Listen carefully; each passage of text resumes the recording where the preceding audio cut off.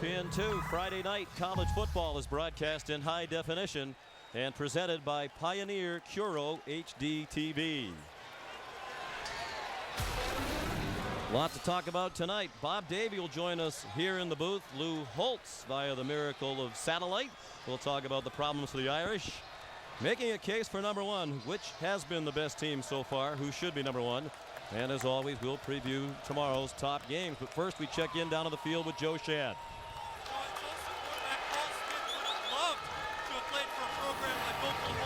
Or Oklahoma State, a little too small, arm not strong enough.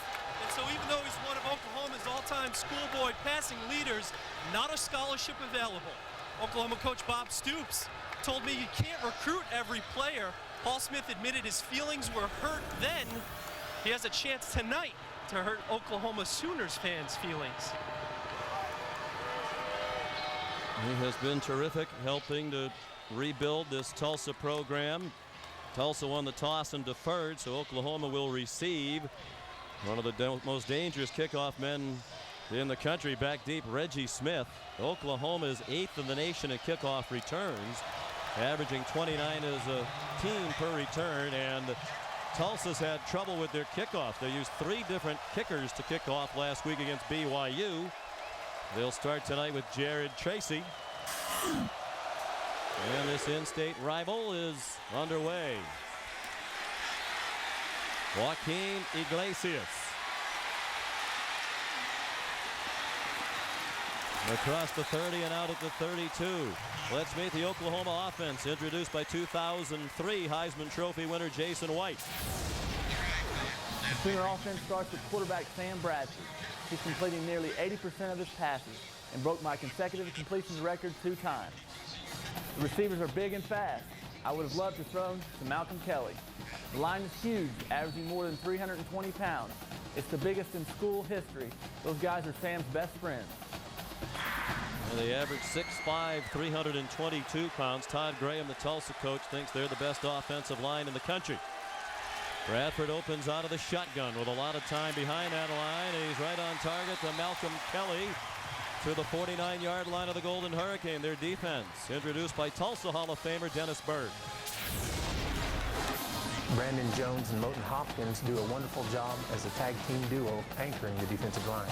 Nelson Coleman and Chris Chamberlain are the heart and soul of this Tulsa defense. Don't be surprised if you see Chamberlain on offense. He's already scored a touchdown. And carrying the big stick for the Tulsa secondary is Anthony Germany and Stephen Craver. The defense that gave up 694 yards last week in a win over BYU, 55-47. Alan Patrick rips through, so after an 18-yard completion to Malcolm Kelly, 14 on the run for this balanced Oklahoma attack. Randy Duncan made the tackle. You see the big offensive line there getting pushed on the linebackers. They're changing the line of scrimmage, and Tulsa's coming out in that old 3-3-5. They're fine on the flanks, but there's a lot of bubbles at that line of scrimmage. Look for Oklahoma to attack them right up the gut. Patrick comes into tonight averaging nearly 11 yards per carry on 15 rushes, 10.7 to be precise.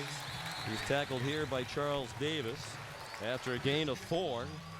Oklahoma's offense averaging 61.3 points per game, #1 in the country. They're 3rd in total offense at 565 yards per game for Bob Stoops in his 9th year as head coach. Here's Tulsa's defense. You understand with this powerful offense, they're going to move the football. This is where you have to stiffen up as they approach the red zone. Well, they are balanced. This is DeMarco Murray, the talented freshman. Short of the first down to the Tulsa 28-yard line.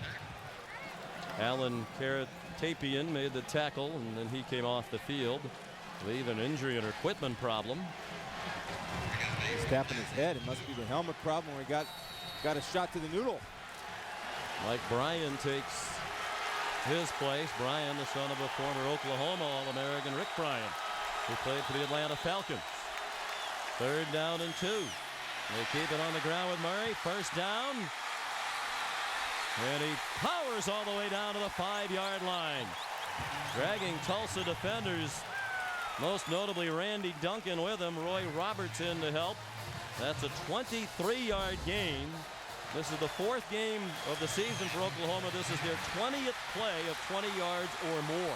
One of the things about running backs is which makes them good, and you don't usually see it from a young freshman, is their vision.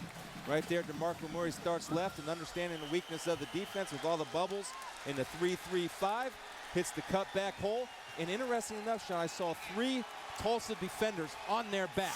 That shows you the dominance that is possible with this big, huge Oklahoma offensive line. If there was any question about whether or not the Oklahoma team would be ready to play their first road game of the year after rolling over their first 3 opponents, I think that question has been answered. You could see the intensity on their team, and particularly in head coach Bob Stoops.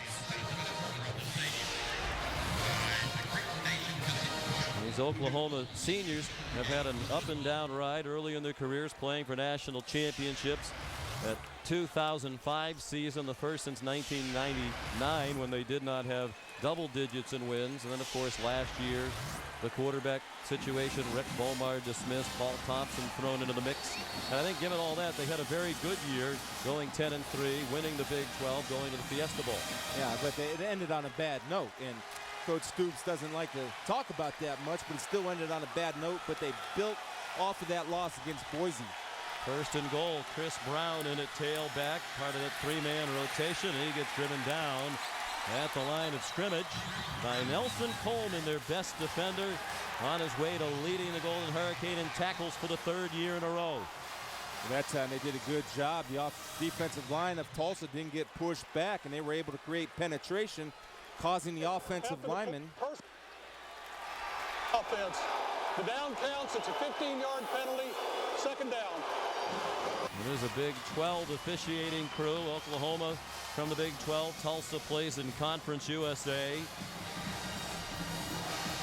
So that's a big penalty. The down counts.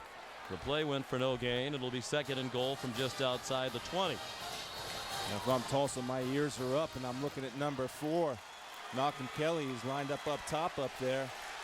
He's a guy that can make plays. Big, tall receiver in the red zone. On the ground, it's given to Brown. He's more of a north-south runner among the 3 running backs. We'll see Patrick Brown and Murray, as we have already. And offensive coordinator Kevin Wilson says it really doesn't matter. They're so similar. Any of them can be in the game at any time. They don't necessarily put them in according to what play or formation they want to be in. A 4-yard gain there for Brown, a sophomore from Alexandria, Louisiana. You know, the college football and it imitates pro football. You see the 2-back system in the NFL. In college, you're seeing more of the 2- and 3-back system. Keep guys fresh. 3 wide receivers all to the right of Bradford on 3rd down and goal. He throws short and it is intercepted. Roy Roberts brings it back to the 37-yard line.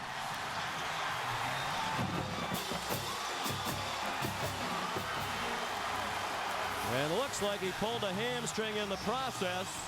That's a tough loss for them. If he's their best cover corner, he was going to match up with Malcolm Kelly.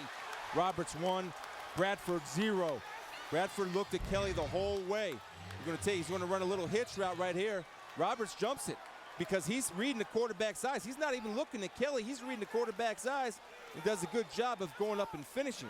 Now, if Sam would have been a little bit more patient, he had Manuel Johnson running to the back corner of the end zone. He had 6 points, but he made up his mind before the ball was snapped.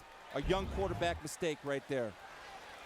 So just the 2nd interception thrown by Bradford this year as compared to 11 touchdown passes. But the big story for Tulsa, the injury to Roy Roberts. As Chris said, the plan was for him to match up as often as possible tonight with Malcolm Kelly, and that doesn't look good. 6th career interception for the junior from Ardmore, Oklahoma. Last week, he brought one back 49 yards for a touchdown against BYU, his first career touchdown. See right there, when a guy pulls a hamstring, you know it right away. See, he goes to the back of his leg. Usually you don't see that in the beginning of the game. Guys are usually warmed up, especially those DBs. All those muscles are loosey-goosey, ready to go. He's not loosey-goosey enough. So now Tulsa on offense, and they've been prolific in their 2 wins over Louisiana Monroe and BYU. And here's one of the skills of Paul Smith. He took a shot in the back from Curtis Lofton after a 3-yard gain. The offense introduced again by Dennis Byrd.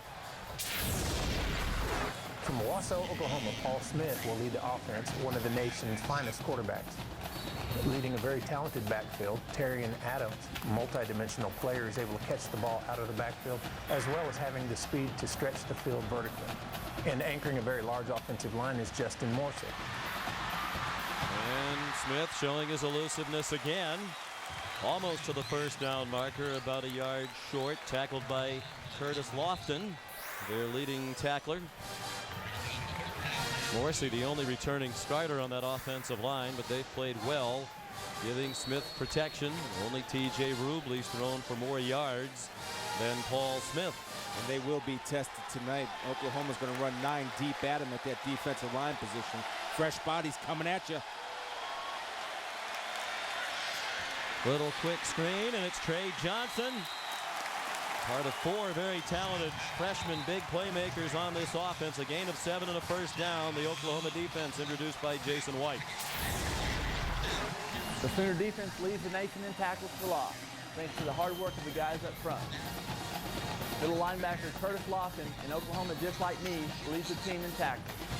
And the secondary has 2 Thorpe Award candidates, including cornerback Reggie Smith. They're second in the nation in total defense, giving up under 180 yards per game.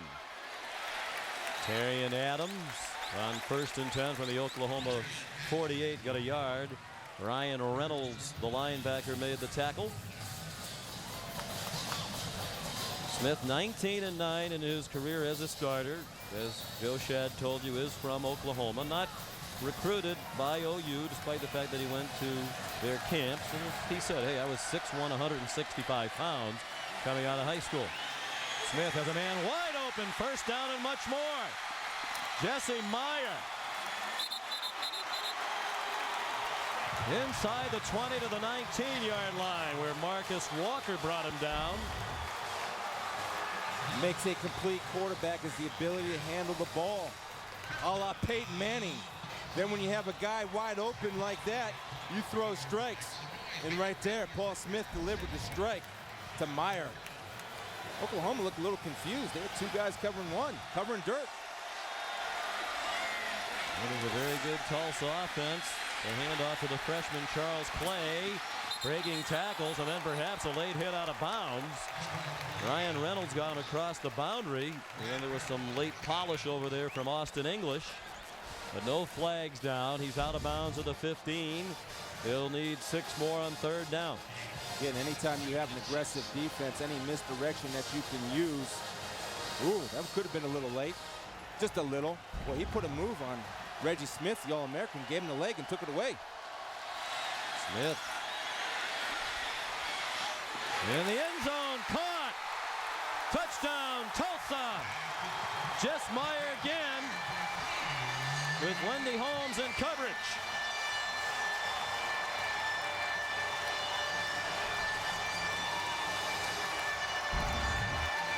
And Paul Smith gets away with one right here. He's late on this throw. He missed him late, but he still has the ability and a strong enough arm, throwing across his body, delivered on time. Again, confusion in the Sooner secondary. First touchdown of the season for Meyer. He had only 3 catches combined in their first 2 games. He had 2 key grabs on that touchdown drive. A big change of momentum in the early moments, and Tulsa leads Oklahoma 7-0.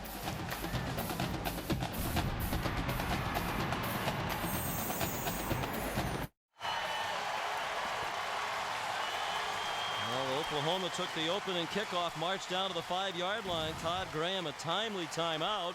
Oklahoma backed up, turned it over, and Tulsa goes the length of the field, 63 yards in 7 plays. Bradford interception, Paul Smith a touchdown pass.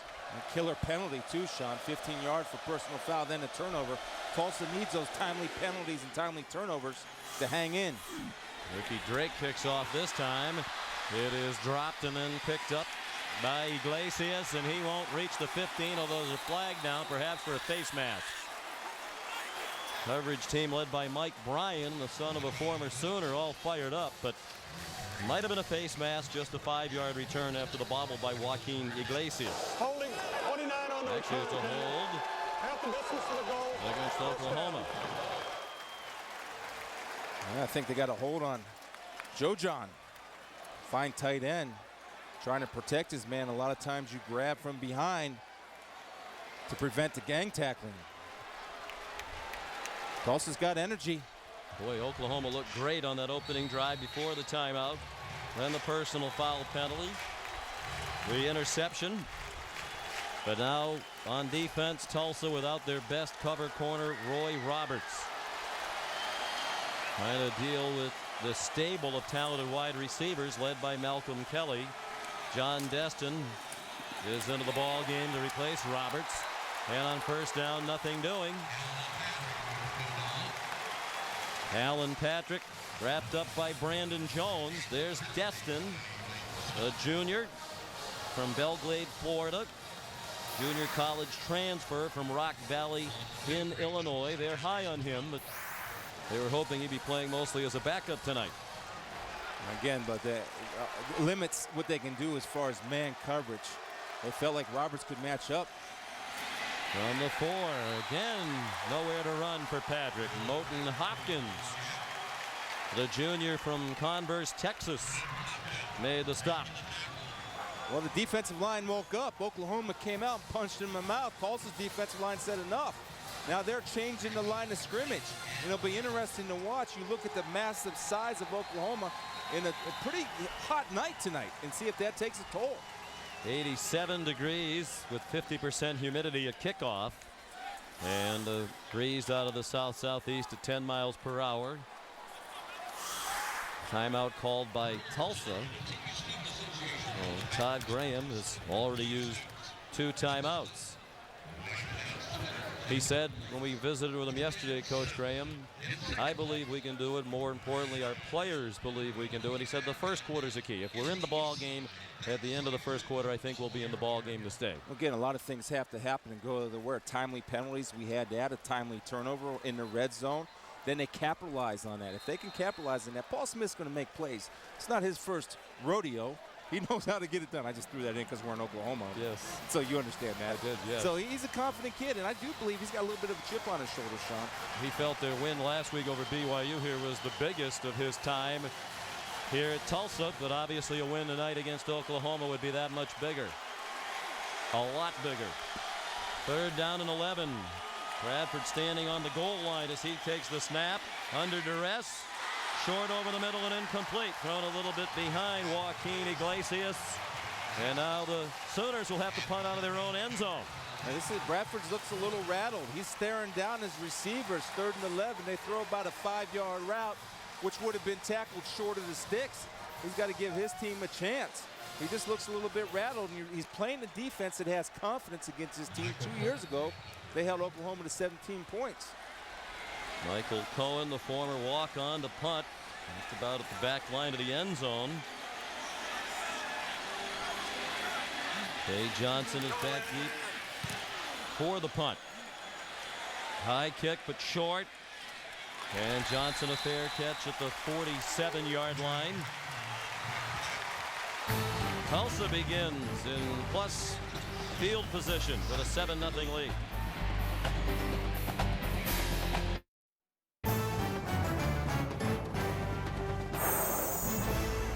ESPN's College Football Primetime, brought to you by Volkswagen. When you get into a Volkswagen, it gets into you. And your neighborhood Sherwin-Williams paint store. For your next decorating project, ask Sherwin-Williams. It is tailgate week presented by Kingsford, and they tell us that is smoked bologna. I'll take it. Yeah, not surprising. Take anything that's edible. I'm not sure smoked bologna is edible, but if it is, you will take it. Tulsa 7-0 lead and beginning this possession in Oklahoma territory at the 47-yard line. Paul Smith. Great elusiveness, then threw it up for grabs and almost intercepted. Broken up by Lendy Holmes. Roberts right there, the interception, setting up great field position. Paul Smith with the fadeaway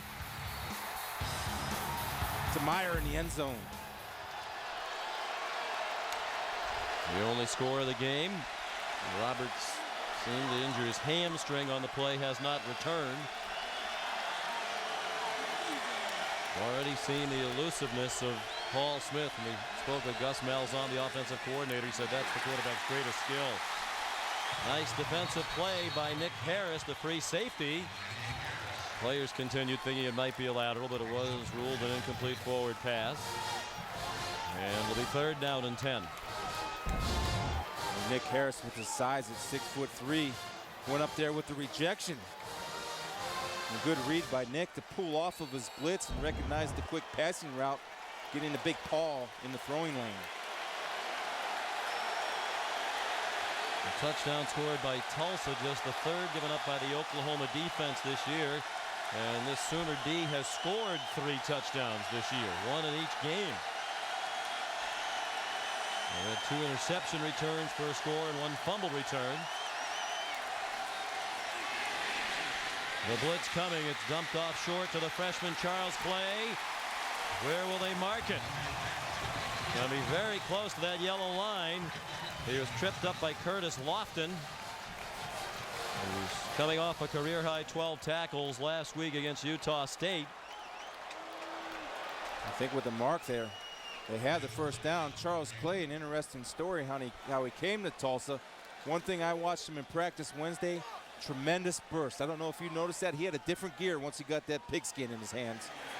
It is a 1st down. Charles Clay was highly recruited from Arkansas out of Little Rock Central when Todd Graham and his staff got the job late in the recruiting period after Steve Cragthorpe left and went to Louisville. Gus Malzahn, who had coached in Arkansas a long time in high school and last year for the Razorbacks, made contact with Clay but never got his phone call returned about 2 weeks before the signing day. Here's some trickery as they lined up Smith out wide, and now he throws off the flip and incomplete in the end zone, looking for Jess Meyer. That's kind of textbook Gus Malzahn. Gus Malzahn said, yeah, I didn't get a call back, and I've known the family and parents for a while and Charles Clay, so I figured he just wasn't interested. 1 hour before the signing deadline, Charles Clay called the Tulsa coaches and said, I'm just calling you back. If you still have that scholarship for me, I'd like to come. He decided he wanted to play in this wide open offense for Gus Malzahn and bypassed Arkansas and Miami, among others. Just to see the smile on Coach Malzahn's face telling that story. If you're a true freshman, I'm telling you, if you're playing at this level and a high level that he's playing at, he's a special football player. On 2nd and 10, he's sacked. First sack of the night for Oklahoma. DeMarcus Granger leading the way. It's a defense that has averaged 3.3 sacks per game, 12th in the nation through the first 3 games of the year. Again, that's what they do. Brett Venables, the defensive coordinator, rolls a lot of guys in. Granger was in the coach's doghouse a little bit, has worked his way out. And when you have fresh bodies with that size and athleticism, it's tough to match up for the smaller, less experienced Tulsa offensive line. Granger's the cousin of Danny Granger of the Indiana Pacers, the strongest player on their team. He benches nearly 450. Smith throws, and it is juggled and still caught right at the 1st down line. Boy, it's Jesse Meyer again. And where are they going to spot it? He was battling for forward progress on the 1st down. Those defenders led by Marcus Walker trying to pull him back. Not many guys can throw across their body like Paul Smith. Again, his vision, being patient, gets his shoulder square to his target and is able to deliver the football. And right here, Meyer, great job knowing he's going to get popped. And this is disturbing. You see 8 or 6 Oklahoma defenders right there. Meyer's not on the ground. You got a receiver carrying around 6 defenders. You better wake up. That's ridiculous. Wake up, Oklahoma. Get them down. Get physical, baby. Called by Tulsa. Their last. With 6:50 to go in the 1st quarter. Todd Graham knows how important it is for his team to get off to a good start. He's using all of his timeouts to try to help them do that. Smith winded on this warm night. A great weekend of college football tomorrow, 3:30 on ABC. Number 10 Penn State facing one of the toughest games on their schedule. They're at Michigan. Most of the Nittany Lions tough games are at home this year. The Nittany Lions have lost 8 in a row to Michigan. A lot of people have the Nittany Lions in the national championship picture. You see, Anthony Morelli's got to continue to improve and get better. If he plays better, got as good a chance as anyone. Got Ohio State at home at night. Very successful. Here's Joe Shad. Sean, following up on your Penn State-Michigan thought, Chad Henne is available for tomorrow's game as a Michigan quarterback, but he's not going to start. It will be the true freshman, Ryan Mallett. Mike Hart told me he has a little bit of concern about the exchange between center and quarterback in him. Whistles before the snap on this 4th down and 1 play, and a timeout called by Oklahoma. Bob Stoops and Brent Venables didn't like the way their defense was aligned against that formation. Sean, I just want to go back to my point about the wide receiver holding up 6 defenders, and I get excited about that because there's no way that a wide receiver, when you're a defender, you take the ball carrier back because of the spot. That officials, they don't bat 1,000%. You get his rear end, you pick him up and take it back. And plus, nobody came for that football. The 2nd, 3rd, 4th, and 5th man didn't come in striking at that ball. This tackle was secure.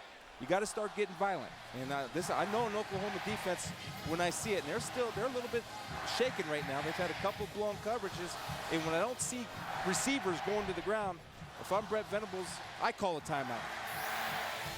Co-defensive coordinator along with Bobby Jack Wright. Venables does most of the defense calling during the game. One of the best assistants in the country. He was a finalist for the Frank Broyles Award last year to the top assistant coach in the nation. So here they come again. A big 4th down and 1. Tulsa just inside the Oklahoma 28, trying to build on a 7-0 lead. Chamberlain at linebacker playing running back. Yeah, they direct snapped it to him. I don't think he made it. This is the Wildcat formation. He did not make it, that Gus Malzahn introduced as the offensive coordinator at Arkansas last year, when he'd line up in the shotgun with Darren McFadden taking the direct snap. And they did not get it. Oklahoma takes over on downs. It's a big stop for Oklahoma again. Lofton protected as the middle linebacker comes free through the hole. Linebacker on linebacker. One linebacker has the ball in his hands. It's not used to having the ball in his hands. I take the linebacker making the tackle, and he won. Good job by Lofton stepping up and beating the play behind the line of scrimmage as opposed to catching.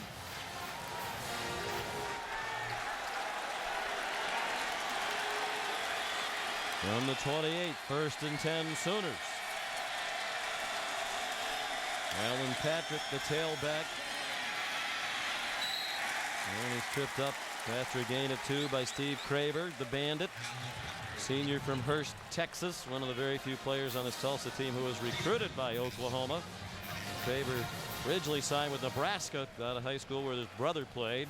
Didn't qualify academically, went to junior college and wound up here at Tulsa. So the advantage of the 3-3-5, you take the Bandit and the strong safety, you put them up at the line of scrimmage. There's not a lot of places to run outside. The bubbles are in the middle. 3 wide receivers. Patrick the lone back. He ran into Nelson Coleman and Chris Chamberlain. Now Dari Noko with a Sports Center 30 at 30 update. All right, guys, all-time home run king Barry Bonds will play next season, but not for the Giants. That's what he said on his personal website. He said the Giants told him he wasn't in their plans for 2008. And injured Bills tight end Kevin Everett was taken from Buffalo to Houston today to be closer to home as he recovers from his spinal cord injury. Doctors plan to have him stand on his own in the next few days. Details at SportsCenter, 11 Eastern. You can stay current with ESPN News. A blitz. Bradford got away from it and runs out very near that yellow line. Will they mark him with a 1st down? It appears they will at the 39-yard line. Nelson Coleman chased him out, but it's a 6-yard pickup for the redshirt freshman from Oklahoma City, Sam Bradford. A good awareness by Sam Bradford. They didn't pick up the zone blitz by Nelson Coleman, who flushed him. And Bradford, where the awareness on the field of knowing where the 1st down was, getting there without taking a shot. Bradford in a 3-way competition in the preseason to be the starting quarterback. He was not head and shoulders above Joey Halsey or Keith Nickel. Coaches felt with his poise, he was best equipped to start the year, and it's been demonstrated with his play. They made a good decision. DeMarco Murray tackled by Chris Chamberlain after a gain of 2. And this is where Tulsa's defense has to stay patient. They know that this is a powerful offense. Great skilled players are going to make their plays. Just keep your gap integrity. Everybody has a job in an area to protect it with everything you have. And Roberts still has not returned to the field for Tulsa. The defense fights on without him. Iglesias taken down by Charles Davis, and here's Joe Shad. Sean, it does not look good for Roy Roberts. Tulsa does not reveal injury information, but they have tried everything. They've tried to stretch out that right hamstring. They've tried to ice it. They now have it wrapped in a huge ice pack. This game was so important for Roberts. You know, his cousin, Jermaine Gresham, is an Oklahoma tight end. And they are very close. He was really looking forward to playing against Gresham. And the Sooners made a key play early, but might not return. Bradford hit as he throws, but got it to Iglesias for another first down. Another third down conversion. Nelson Coleman was rushing the passer, but Bradford hung in there, got it to Iglesias. 4-5. Iglesias, their leading receiver through the first 3 games with 19 catches, averaging 16 yards per reception. Yeah, a good route runner. Again, other options, but Oklahoma's offensive line better figure out how to block a zone blitz, or Bradford will be taking about a bottle of Advil on the drive back to Norman. He's only been sacked a couple of times this year, but Kevin Wilson, the coordinator, says he's taken way too many hits. He throws it up deep. There's a flag down. Some bumping along the near sideline between Joaquin Iglesias and Charles Davis. Take a look here. We'll see Charles Davis right there. You got to keep your hand off. Number 24 on the defense. That's a 15-yard penalty from the previous spot. First down. I'm usually pro defender on that, and Charles, you're in great position. You don't need to do that. Look and lean, baby. Slap his hand. You don't need to go bump him. You're on top of him.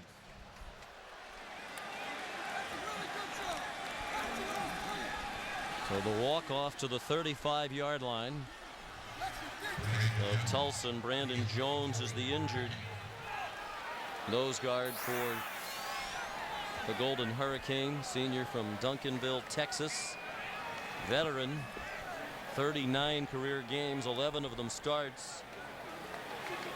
And he plays all over that 3-man front. They play that 3-3-5 defense. They basically have 8 players on 2 feet, reading the ball with a chance to defend the pass or rush from just about anywhere.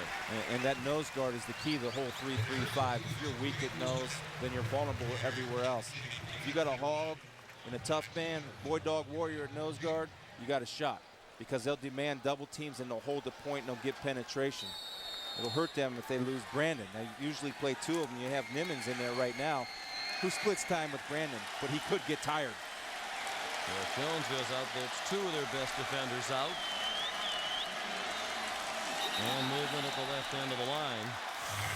79 offense, 5 yards, first down. Tough to miss when Phil Lodeholt moves. 6'8", the tallest player in the history of Oklahoma football, 352 pounds. And he can move. He has good feet. As Coach Wilson said, he's a good knee bender for a guy that size. Helps him with leverage in the blocking game. Again, the size of these guys, 6'8", 350. 322 across the board. A lot of meat. Alan Patrick, the lone back, burst through a big hole. And got belted by Randy Duncan, and then gave a little lip to Duncan. Patrick ahead for 11. Inside the 30-yard line, down at the 29, 4 yards short of a first down. Here's the bubbles that I've been talking about. You have these bubbles right here. That's the area that is vulnerable, and you'll see it happen right now as the play starts. The bubbles in the cutback lane, when you got a body on the body, Brian's got to get over there. It's tough. When you have those big bubbles, it's easy to change the line of scrimmage. 7 rushes for 31 yards for Patrick. 3 tight ends in the game for Oklahoma. Patrick, a nice bounce outside. First down. Touchdown. You know, he high-stepped awfully early, and you wonder if he thought he was in the end zone when he was at the 5-yard line, because the goal line is a different color and very hard to see. It's a very faded gold, where the other major lines on the field are all white. And I don't know if he knew he was in the end zone when he started doing this routine. Yeah. Randy Duncan threw the no-hitter. That's good in baseball, bad in football. Randy Duncan had him in his sights, and you see the nice little shake and bake, shimmy it for Alan Patrick. I don't think the coaches like his version of the Rockettes either. An extra point up and good from Garrett Hartley, one of the best kickers in the country. And Oklahoma, after a 4th down stand, drives the field and gets the tying score. 3:20 to go in the first half, 7-all.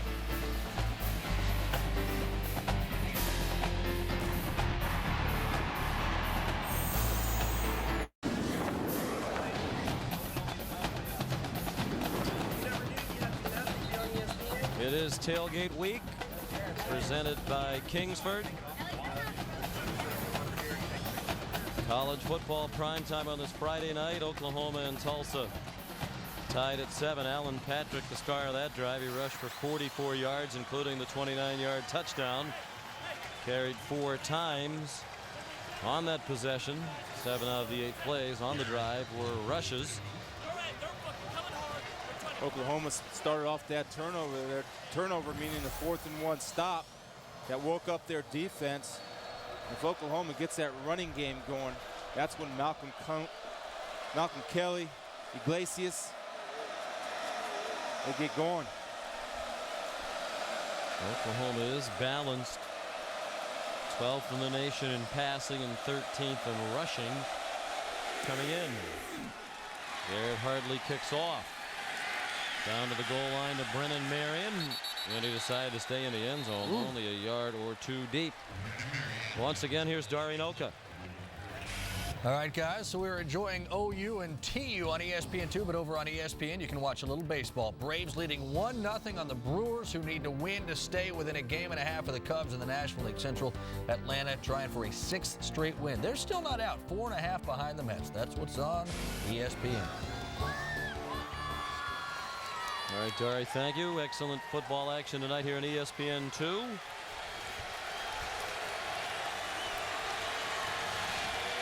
Paul Smith and the Golden Hurricane back on offense. And they dropped the handoff. Terrian Adams lost it.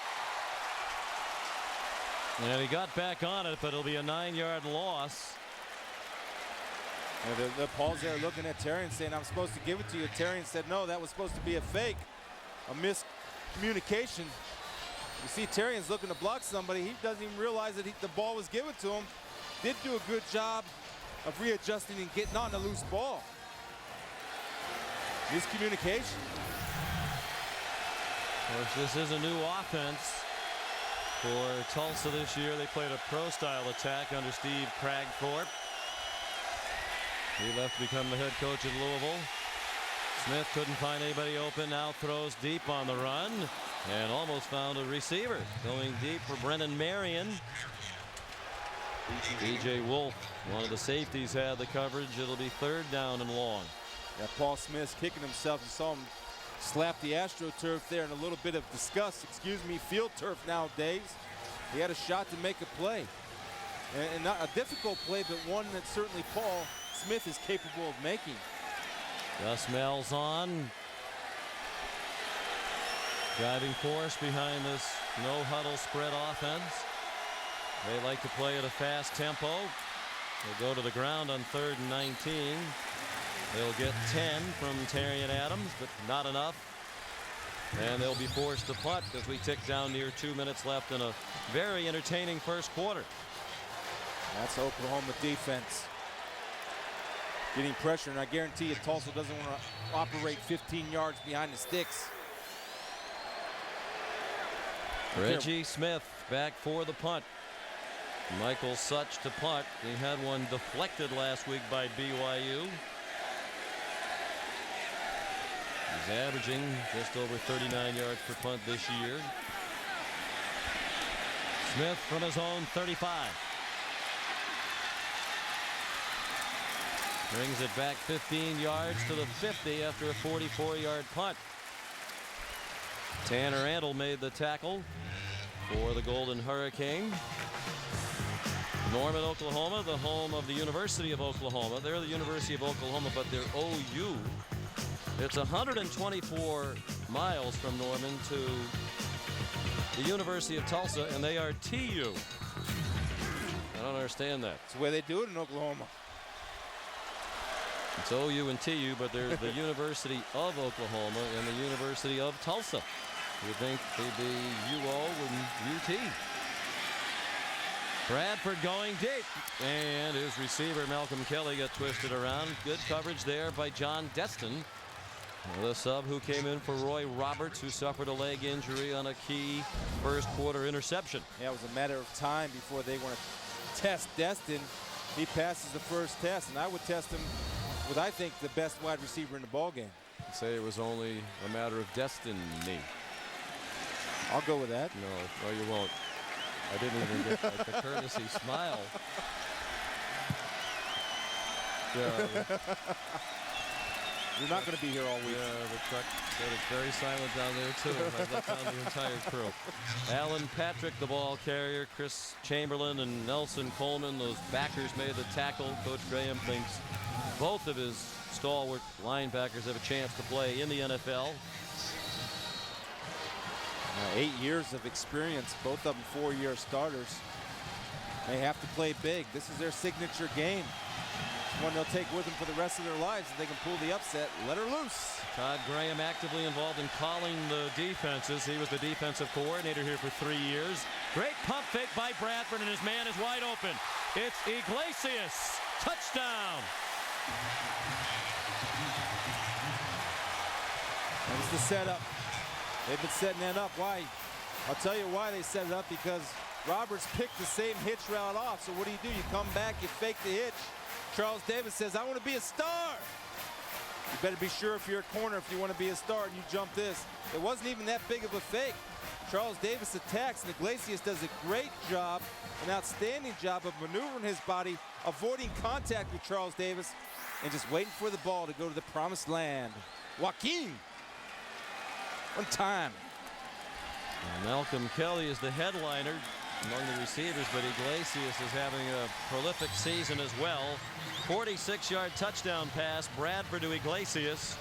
Hartley the extra point, and Oklahoma leads for the first time tonight with 52 seconds left in the first quarter. And Todd Graham saying, yep, you don't really want to bite on that pump fake like that, Charles Davis. And Charles Davis really, he wasn't even looking at the quarterback. He was playing Joaquin Iglesias man to man. But he's got to be disciplined. You want to make sure you keep that ball in front of you. They're going to go back to that now because, again, that was set up by the interception by Roy Roberts when Malcolm Kelly ran a hitch and Sam Bradford was looking right at him. Well, we'll try it the other side and see if Charles Davis got a little excited, saw touchdown. Instead, he saw Iglesias in his heels going into the end zone. When we spoke with Todd Graham, he said we have a lot of very good players. The biggest difference between us and Oklahoma would be depth. You know, they have a lot of depth everywhere. We don't. And when you lose a guy like Roy Roberts very early in the game, you know that sooner or later that's going to have an effect. Well, and you have to see if that's going to have an effect on Todd Graham and what defenses he can call. When you lose your best cover corner, that certainly can affect your game plan and how you attack Oklahoma's offense from a defensive standpoint. Todd Graham's had an interesting history, particularly recently. 3 years here as the defensive coordinator under Steve Cragthorpe, 2003 through 2005. Roberts still on the bench and showing no signs of returning. And last year to Rice as head coach for 1 year, took them to a bowl game for the first time in 45 years. Then when this job opened, he returned to Tulsa as head coach. Brennan Marion brought back the Hartley kickoff, 20 yards. And Tulsa, trailing for the first time tonight, will start this possession at its own 21-yard line as Gus Malzahn calls the plays on the sideline. Well, they need positive yards. I mean, I know that's an overstatement. They need positive yards on first and second down. They can't be playing at first and 20, first and 25, second and 30. They got no shot.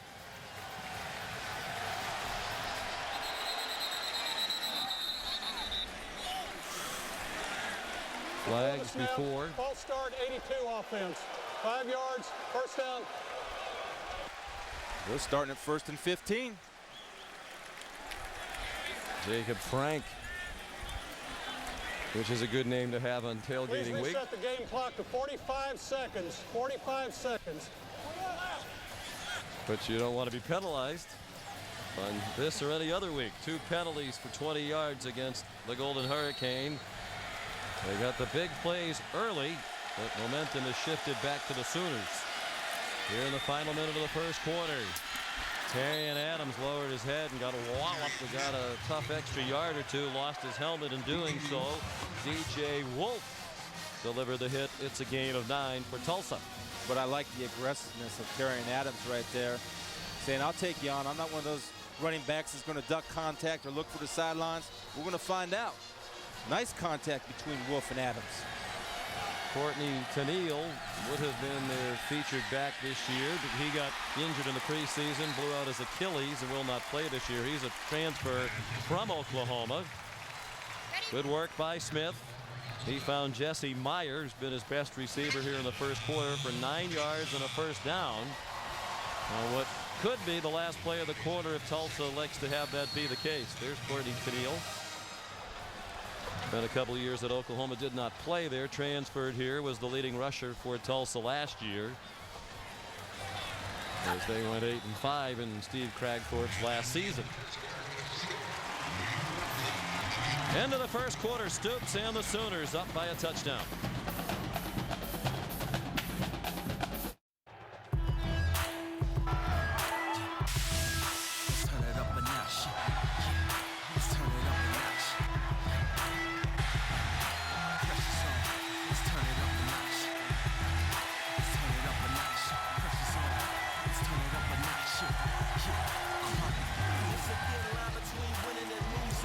And welcome back to Tulsa. The Golden Hurricane grabbed the early lead, but Oklahoma came roaring back with 2 touchdowns.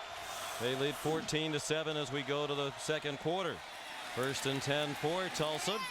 Terrian Adams turns the corner to the 40-yard line. A gain of 7 on first down. Sean McDonough with Chris Spielman. We're pleased to be joined. Cast in the rare role as fan for most of this night by Bob Davie, our ESPN colleague. He'll have the game about an hour and a half away tomorrow over in Arkansas, between Kentucky and Arkansas. But how are you enjoying this experience? You know, when I was a coach, I never understood why fans booed. After being a fan, I can see why.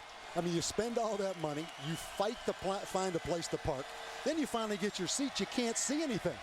So if I coach again, I'm going to give them the green light, man. They sacrifice a lot, these fans, to get to these games now. Adams in trouble and swarmed under, back behind the line of scrimmage by Reggie Smith. You were telling us during the break between quarters you couldn't remember the last time you'd actually just sat in the stands as a fan. Yeah, I don't think I've been on the sidelines really since the Notre Dame game. And I think the thing that jumped out at me being down there, just the eye test, Chris, between these two teams. I mean, Oklahoma compared to Tulsa on the hoof, how they look, height and weight, it's unbelievable now. Oklahoma is a great looking football team. And Coach Graham said, you know, he didn't want to look at that team during warm-ups. That's exactly right. And they passed the eyeball test. The all-bus team, and they take it to the field. You know, and the same thing's true for Bob Stoops. Don't look down at Tulsa in pregame, because you have a tendency to get overconfident now. Play clock running out. Smith needs to snap it on 3rd down and 10. They just did beat the play clock. He had a couple receivers open, and that one is juggled and then intercepted. Picked off by Ryan Reynolds after Trey Johnson couldn't come up with it. There's a true freshman that has a chance to make a play. But Reynolds doesn't give up. He's breaking on the ball from his linebacker. Paul Smith trusts his arm. He could have ran for that first down, but he's going to trust his arm and trust his receivers. He's got a chance to make something happen. Reynolds running to the ball, turning into the lumbering fullback once he gets his hands on the rock. And you see how difficult this Tulsa offense is to just consistently defend, Chris, because they spread you out all over the field. And then Paul Smith is a runner. And like you said right there, I mean, he really could have run for some yardage. He's counting on his guys to make plays. I mean, the problem that Tulsa has is their youth at wide receiver. It would have been a tough catch, but one that he's certainly capable of making. Marcus Granger is the injured Sooner, defensive tackle, sophomore out of Dallas. There were actually a couple receivers open too on the last play. He had a receiver open right in front of the Tulsa sideline. You know, I think the other thing you see being down there, just the dynamics of a team that really has nothing to lose in some ways, Tulsa. Just how loose they are, how they call plays, they kind of let it rip. And then on the other side, it's Oklahoma, who doesn't seem real excited, but let's face it, a lot more pressure on Oklahoma, obviously, than there is Tulsa. I think it's welcome pressure for Oklahoma. And I know, and anybody knows that, look, you look at this football team in Oklahoma, as far as balance as offense, defense, special teams, but you match their skilled people up with anybody in the country as a group or a unit. I had a chance to go out and see California and Tennessee, and California skilled people from the quarterbacks to the receivers to the running backs. There's not a weakness, and that's what's familiar with the Oklahoma offense. Well, I think you talk about Oklahoma, and I did their spring game. The thing you see, Oklahoma, what separates them from the other four, they have a chip on their shoulder. You look at LSU, Florida, USC, they all won their bowl game. Where Oklahoma got embarrassed now by Tulsa, and Bob Stoops had to live with that all spring, off season. So you take a talented team that has a major chip on their shoulder. That's why you better watch OU now. Yeah, when the subject of the bowl loss in the Fiesta Bowl to Boise State came up in our conversation this week, he bristled at it. He said way too much has been made about that. He said Boise State was a very good football team, and for a lot of last year, people were saying we weren't a very talented Oklahoma team. He said, I thought we accomplished a lot last year that got lost because of the ending. He made a good point about Boise State. He said, all year people said, they're really good. They don't get enough credit. Then they win a game. Everybody says it's a huge upset. Man, Chris knows. Don't underestimate from January, February, March, off-season conditioning program, all those things. That chip on their shoulder mentality with this team, that's going to pay dividends. Yeah, I think it will. I mean, it's almost worth the sacrifice. You never want to lose a ball game, but exactly. If you do lose it, what are you going to do with that loss? Are you going to go in the tank, or are you going to motivate? Because you know what? Oklahoma wasn't a great team last year. They were fortunate to get to a BCS bowl game. So I think you make a great point there. I mean, all of a sudden, if they win that game, they start thinking they're a little better than they are. They almost had to go back and start over with a bunch of young, talented guys now. And I think Coach Stoops, the fact that he reacted like he did, it was a big deal. It was a big deal to lose by. Well, he's just tired of hearing about it. He felt like too much was made of it, that somehow they lost in a huge upset when he felt Boise State didn't get enough credit for being the very good team that they were. And he was proud of what they accomplished last year, and all that got lost. I mean, they took a wide receiver basically and made him a quarterback right before the start of the year. Paul Thompson last year won the Big 12 and went to a BCS bowl game. I got to ask you one question, man. Chris, did you get Sean up this morning for that workout that I saw up in Bristol back in August? You had him on that off-season program. Did he get up this morning and get it done? I'll let him speak for that. I know the answer if you don't let him. If it keeps up like this, you'll be calling me McDiesel by the end of the year. I am definitely a convert to the Spielman workout program at my strapping 5'9", 170 pounds. Alan Patrick, the ball carrier on first down for Oklahoma after the interception. Well, you saw the numbers. You know, it's very early in the season. Oklahoma is ranked very impressive in the top 3 in both offense and defense in total yardage. But some will say, you know, they haven't played a very hard schedule. I think a lot of people have a lot more respect for Miami and the Sooners win over them after what the Canes did last night to Texas A&M.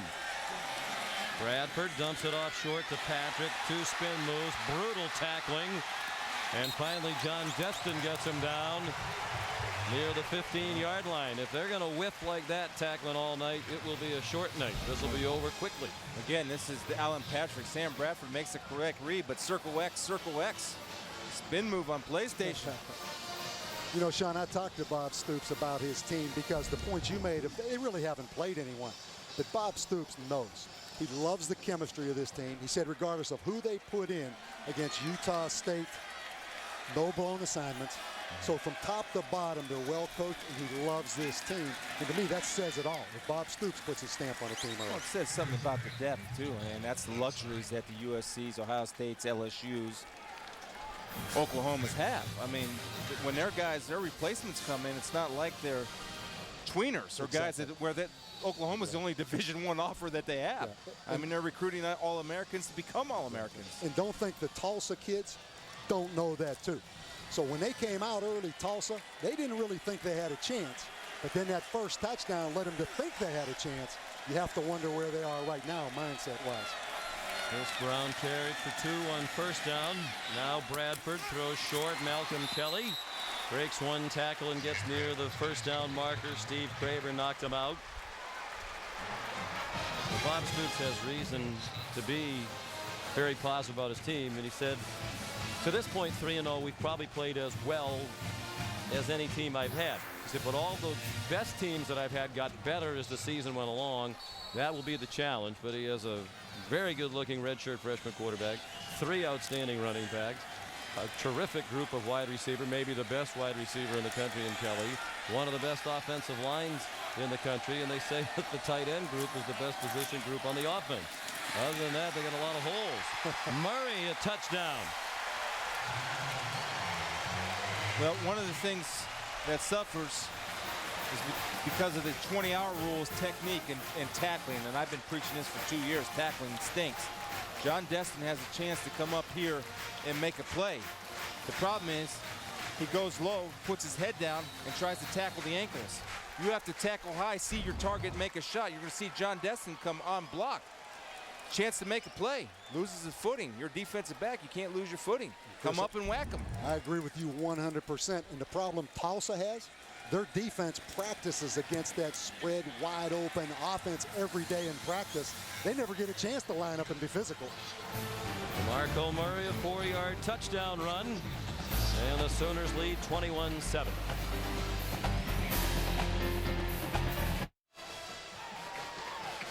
Oklahoma spotted Tulsa 7-0 lead with 21 unanswered points for the Sooners.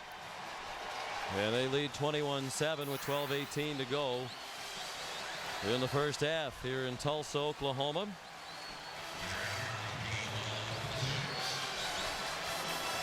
As Oklahoma tries to make a claim for #1, Notre Dame trying to avoid the distinction of being the worst offensive team in the country, at least statistically to this point. That's what they have been. Last in the nation in points, total yards, and rush yards. They've had 39 offensive possessions this season and have not scored a touchdown. Each of the other 118 Bowl subdivision teams have scored at least 2 offensive touchdowns. Here's Charles Davis bringing back the Garrett Hartley kickoff to the 23-yard line. Sean McDonough, Chris Spielman, one former Notre Dame coach, Bob Davie, nice enough to join us here in person. And we welcome in another former head coach of the Irish from our studios in Bristol, Connecticut, Lou Holtz. Good evening, Coach. How are you? I'm doing fine, thank you, gentlemen. Coach Holtz, how surprised are you by what's going on so far this year in Notre Dame? Oh, I think, and I'm like everybody else, you have to be surprised. You did expect them to be an outstanding team because they're young, had to replace an awful lot of people. But I don't think anybody, including the coaching staff at Notre Dame, expected sudden demise. The thing that Bob will know and be able to testify to as a coach, you don't know how bad it is. You know, you may have 10 guys playing outstanding football, and it's one guy here, one guy there, that screws up the play each and every time. However, now if 11 guys are fouling up, then you got some real problems. So I can't tell you how bad it is, except statistically, it is pretty bad. Bob, is it possible that the talent level at Notre Dame could be that bad? I know you coach Holtz near the end of his tenure particularly, and you have battled a lot of issues to get players to Notre Dame. There are a lot of advantages there, but there are some disadvantages as well. Is it possible the talent could be that bad? Well, Sean, I don't really think you can say that, because a year ago with Brady Quinn and Jeff Samardzija, what, they have 6 or 7 players drafted. They've recruited extremely well. But, you know, the amazing thing to me, you know, when you're coaching, you're in that bunker mentality. Now that I'm out in the public, it's amazing how many people talk about Notre Dame when it's going bad. You know, a year ago, I went through the same airports. They were in a BCS bowl game. Nobody said much. But now that it's going bad, particularly because those statistics are so shocking, it's amazing how many people talk about it. Couple of the big hitters for Tulsa trying to get back in the game. This one 18 yards to Jesse Myers. Had a very nice night. And it's a first down for Tulsa at the Oklahoma 48-yard line. 11:11 to go first half. 21-7 Sooners. Sean McDonough, Chris Spielman, Bob Davie, and over the telephone, Lou Holtz. 6 catches now for Meyer for 87 yards and In this no-huddle spread, Paul Smith has the Golden Hurricane up quickly. Notre Dame has been playing football since 1887. They've never started a season 0-4. They're looking at that as a distinct possibility should they lose at home tomorrow to Michigan State. Deep ball and the receiver's open. Touchdown! Brennan Marion.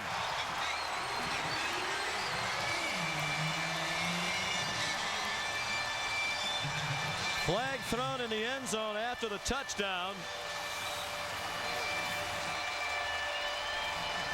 Lendy Holmes in coverage, but Marion, the fastest player on the Tulsa team, he runs a 4.440, got behind Holmes. Did this by setting up, and you see Marion just taking off on a takeoff route. Holmes peeking inside, rules the safety. Deepest the deepest, especially you're in zone, but it was set up, and the protection was set up by bringing Wade Whitlow over. Play, unsportsmanlike conduct, number 4 on the offense. 15-yard penalty being forced on the kickoff. Touchdown's good. To play the tight end position, they did a semi-roll, and Paul Smith just waited. Then he threw the strike to Marion. Now, you got to control it and not do the unsportsmanlike conduct, because that will put Oklahoma at the 50-yard line when this play gets started again. And Sean, how many Notre Dame fans out there saying, see, it can't be that hard, can it? That was Tulsa against Oklahoma right there. Yeah. Extra point up and good by Jared Tracy. Well, Lou, we've heard you give a lot of pep talks to a variety of teams. It's kind of become a regular feature of our college football coverage that we're enjoying. If you were still the head coach of the Irish, what would you be saying to your team now? Help. First of all, let me make a comment about talent, and then I'll tell you what I would say to the football team. Notre Dame has talent. I mean, I think Aldridge and Allen are excellent players. I think Clausen was the #1 recruited quarterback in the entire country. And Bob will tell you, you can be at Notre Dame, you stick your head out the back kitchen door, give a holler, you're going to get 11 football players that can play. Notre Dame is always going to have some degree of talent. My first year at Notre Dame, we might have had as good a talent as we had when we won it 2 years later. The difference was they didn't know the system, hadn't bought into it, etc. And the thing we have to understand as a football coach and as parents, when people need love and understanding the most is usually when they deserve it the least. And that's the same thing I feel about this Notre Dame football team. You don't need to beat on them, bang on them. The thing we got to do is figure out what the problem is, hold people accountable. Are we stepping with the right foot? We're doing the things fundamentally that we need to do. You just don't want to pound on them, etc. But I do believe that Notre Dame will bounce back. You look at next year's schedule, you look at the young talent, it's just a question of being patient. And the one thing that I know about the Notre Dame family, the tougher the situation is, the more that family will rally around one another. I'm not talking about the Subway alumni, but I promise you, in that stadium on Saturday, there'll be more support from Notre Dame than if they were 5-0. DeMarco Murray returned the kickoff. Ricky Drake had the kickoff because of the penalty from the 20. The kickoff returned to the 13. You know, I think one thing that you have to correct, though, and I got into this situation, but I was a defensive coach, you have to have an identity on offense. And what I see Notre Dame being right now, they want to attack every weakness a defense has. So they wait week to week on Sunday to find out what the defense is, or they wait till the defense gets lined up to see what play they want to run. At some point, you better line up and be what you are. And in my opinion, line up and run the football. That's what Notre Dame football, just like Ohio State football, was built on, Chris. At some point, have an identity and line up and run the football. Still John Finley, the reception to the 35-yard line. Gain of 17. Here's what Notre Dame has coming up. A lot of people are saying they're looking at 0-8. Well, yeah, it possibly could be unless they find that identity. But you see, if you don't have an identity, and as you said, Coach, you're trying to attack weaknesses, and maybe Charlie's still adjusting to becoming a college head football coach because Charlie doesn't have 12-hour days to work with his players because of their commitment to school and the 20-hour work week. Now, I understand talent, but if talent isn't being, the fact that they have talent doesn't mean that they're producing. They're not getting talent to produce, and that's a problem. They've had 2 top 10 recruiting classes in the past 2 years. Though some of those kids are in their 3rd year. If they're not playing, then their talent is not talent, in my opinion. That's a little harsh, but you guys know better than I do, but I only know what I see. penalty against Oklahoma has the ball back at the 38-yard line. Left guard on the offense. 5 yards, first down. Wiped out the big gain into Finley, and now another penalty, moving back 5 more. And I do think this week is the key week in Notre Dame football because they're 0-3. You drastically changed your plan and you drastically changed your practice schedule. When you take a team out on Sunday in full pads after the kind of loss they had, you open up the positions, you get physical, you go back to camp, you better have success. And one more thing I learned, I was 0-3 my last year. We came back and got it to 3-3, but we ran out of gas late in the season because, Chris, you know from playing at Ohio State, it is mentally exhausting on those guys right now, those players at Notre Dame. And that's when they got to galvanize and get around each other. Chamberlain. Tackle in space by Chris Chamberlain. He takes down Alan Patrick. Virtually no gain on the play. Coach Holtz, we're going to let you get back to work. Thank you so much for the visit. Well, thank you. One last thing I'd like to say, as Bob knows, our main adjustment was we adjusted our chin strap. We're going to do what we know how to do, and it's up to you to stop us. Thank you for having me. All right, Lou, thank you. Yes, sooner or later, you're Notre Dame. You should be dictating to the other team, not the other way around. And I'll tell you a story about Lou Holtz on offense that I learned my first year as defensive coordinator. Bradford, after the fake, has his man short of a first down, Iglesias. But he got a bundle of it back to the 45-yard line, 22 yards, about 3 yards short of the first down. Just one last story on that point. Coach Holtz didn't care if the defense knew the snap count. The offense was going on the same snap count. He didn't care if they knew the play on defense or not. He was going to line up and run that play. And because of that, guys on offense knew what they were doing and they believed in it. You get them big linemen to get their weight on their fingertips and rear ends up and come off the ball. Oklahoma leads here with 10 minutes to go till halftime. They're up 21-14. 3rd down and 3. Iglesias wide open. They played off him with 3 yards to go for a first down. Destin got him out of bounds. But it's a first down inside the 40. 5 catches already, 85 yards for Joaquin Iglesias. Yeah, they're working Destin over. I'll tell you, that was a great route. You see the adjustments and the growth and the experience of the wide receivers. They ran the quick slant, but hold up. They didn't finish the quick slant. He turned it back into an option route, and Bradford delivers the ball before receivers are out of their cuts. It makes them more dangerous. That's impressive for a redshirt freshman to throw before the cut. Have the faith in yourself and the receiver. Might have lost a little faith on Quentin Chaney, who couldn't come up with a throw that wasn't perfect, and you saw Bradford pointing at himself. You see right here what I mean. Bradford's going to deliver the ball with the recognition of the coverage. He's throwing the ball before his receiver is taken off, and Chamberlain gets a little bit in the throwing lane, but opportunities to make plays, make it. But I love the fact, and Coach talked about this, Kevin Wilson talked about this, and Coach Stoops about the anticipation of Sam Bradford that wasn't there in training camp. But once he got to work with these talented, skilled position players of Oklahoma, he's starting to trust his arm. Then you can start delivering the ball and throwing people open as opposed to waiting for people to get open to throw the ball. Yeah, you throw them open. The thing I love about Sam Bradford, that quick release. But nobody's talking about Brett Bomar. Was that the quarterback's name last year that left before the season? I mean, it's all about Sam Bradford. We look at Kevin Wilson right there. He's done a great job now as offensive coordinator. As he says, it's a quarterback-friendly offense, but you still have to step in and execute. And Bradford has. How about his accuracy? At one point this season, he completed 22 in a row. His final 18 passes against North Texas in the opener, and the first 4 against Miami. That broke Jason White's school record by 4 completions in a row. And then he had another streak of 21 completions in a row, the last 10 against Miami in the first 11 last week against Utah State. So he's broken that record twice in 3 games.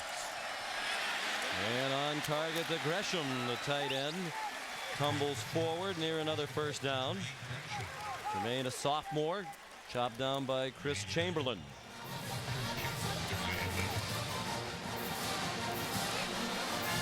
Nine yards on the gain.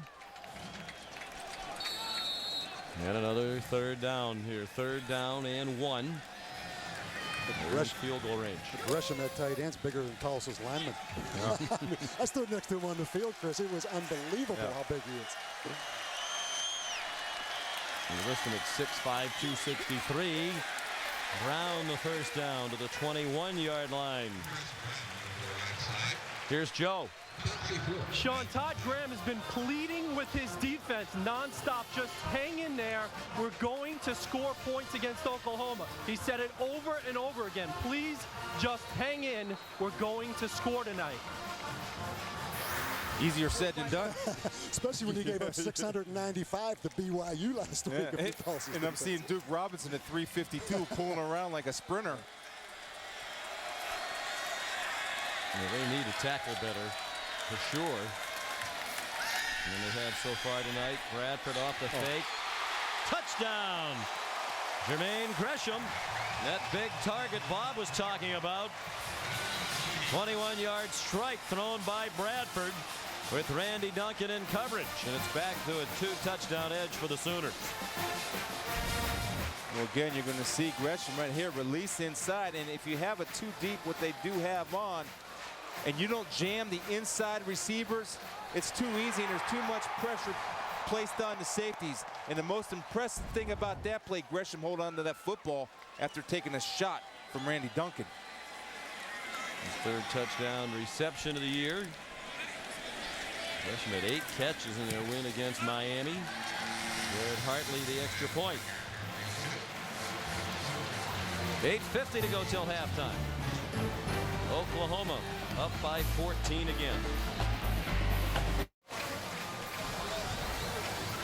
Jermaine Gresham, 21-yard touchdown reception, capping a 52-yard drive in 7 plays. Oklahoma leads 28-14. They came in having made 19 plays on offense of 20 yards or more in their first 3 games. They've had 6 already tonight of 20+. That's 25 plays of 20 or more, and they're not even at halftime of their 4th game of the year. That's amazing. It's an amazing statistic, but what it does say is, again, the amount of choices that Bradford has, it just keeps getting better and better. Then you throw a tight end in the mix, which isn't often a big factor in college football, creates a lot of problems for defensive matchups.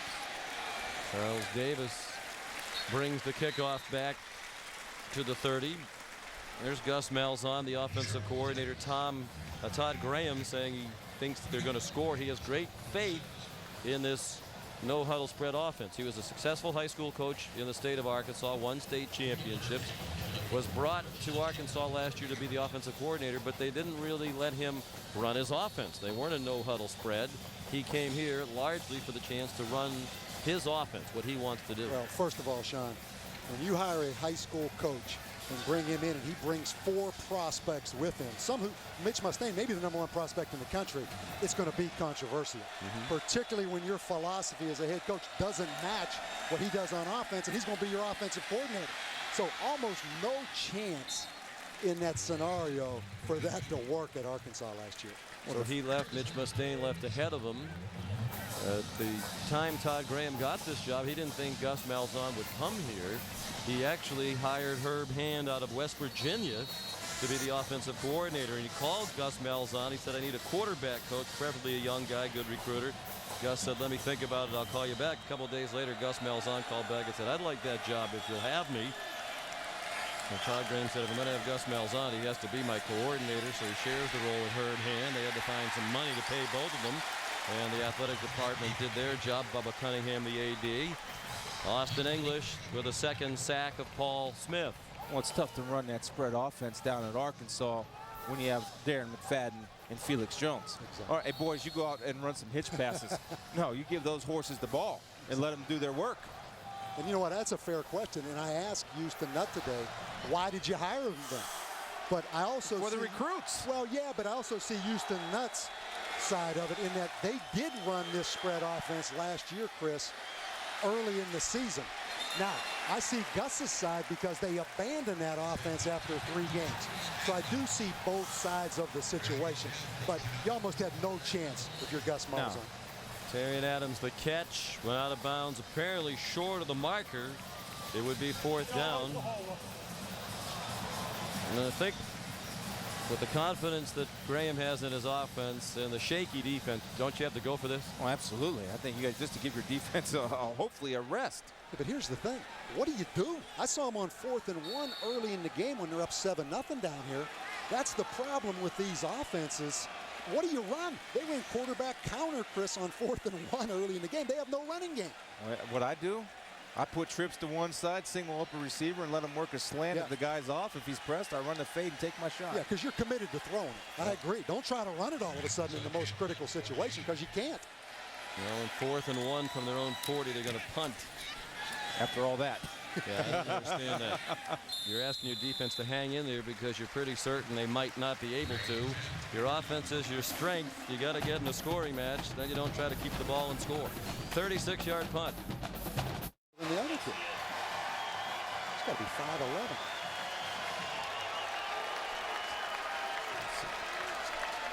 Sean McDonough, Chris Spielman, Bob Davie, and Joe Shad back in Tulsa, Oklahoma. The Golden Hurricane on their home field down by 2 touchdowns, and it's Oklahoma's ball. A 350 right there, 220 right there. Take a look. Full load Holt just smothering. 350 wins. Yeah, smothering the freshman, Odrick Ray. It was a wide receiver in high school. That's why he's number 80. He might want to go back to being a wide out after Mr. Lode Holt just ran him into the turf. And he's shaking his head. He's getting baptized a little bit. But, you know, if you're going to put a 220-pound guy up against 350, you move him. You don't say run off and hit the big offensive tackle. I mean, you don't get in a certain match with a skunk. You know what I mean, Sean, by that? Good. You got it. I'm with you. Patrick again. First down and much more. Finally taken down near the 30-yard line. Here's another reason why I don't think you punt, because you know this is likely to happen again. 33 yards on the run by Patrick. Chris, I know you're not a big fan of this 3-3 stack defense because there's huge caverns in there in the inside running game. Yeah, it's the bubbles. I mean, it's just double the nose, chip off on a linebacker, and you don't have support. You're all right on your flanks, but up the middle, and when you're playing a team that runs up the middle, you might want to do a little bit of adjusting. You can go to a bear front with 2-3 techniques to help yourself. Back-to-back 100-yard-plus games for Patrick. Now Brown hit hard by Chamberlain, lost it. The officials now saying incomplete. You saw the hesitation from the linesman at the bottom of your screen looking for help, and they ruled incomplete pass as Chamberlain belted it out, but apparently Brown never had. Well, he had it. Yeah. And Chris Chamberlain does a good job of leading with those screws in the helmet, putting it right on the football and running through the tackle. You see him bring his feet on the hit. And that's the type of play, those type of close calls need to go Tulsa's way to get their offense on the field. And there's a penalty as well. I believe roughing the passer, the call against Tulsa. Apparently the ref's mic is not working. It wouldn't have mattered anyway because of that penalty. Oklahoma would have kept the ball. The walk-off to the 15. 4 penalties, 50 yards against Tulsa. When they actually hit you, they hit pretty hard, this Tulsa defense. They whiff with great frequency as well. Chamberlain again into the tackle, this time of DeMarco Murray. Matter of fact, Coach Graham said last week, and we saw some of the film. Yeah. They had 14 we call knockout shots against BYU. They did put a lot of good looks. He said even the kicker and the punter had a knockout shot. Well, they do, and it's just, you know, that's the nature of the defense. It's tough to defend against 320 pounds of beef coming off the ball when you have 3 down linemen and your secondary players or your back players in your front 7 are 3 and 4 yards off the ball. There's just natural caverns created, like here. DeMarco Murray slithers down to the 6, a yard short of the first down. Alan Karatapian made the tackle. You know, you talk about, and it's so hard to judge who has the best offensive line in the country. But I know this. I'll make this statement. There is none better than this Oklahoma offensive line. I mean, the difference you see is the height and the athleticism of these guys. I mean, Robinson, look at Lodel. That's the biggest human being in the country right there, Chris. That's 6'8", 370 pounds. Robinson next to him's 330. Yeah. And they're all juniors. They'll all be back next year. The two key backups who rotate in at guard and tackle, Brian Simmons and Trent Williams, are both sophomores. Flag down at the play stands. It's first down for Chris Brown. Yeah, Odrick Gray got a little excited, and again, that's because they're moving him. You don't want to match him up. You want to give him a chance to fight by putting him on the move. Here he comes. On the defense, that'll be half the distance to the goal.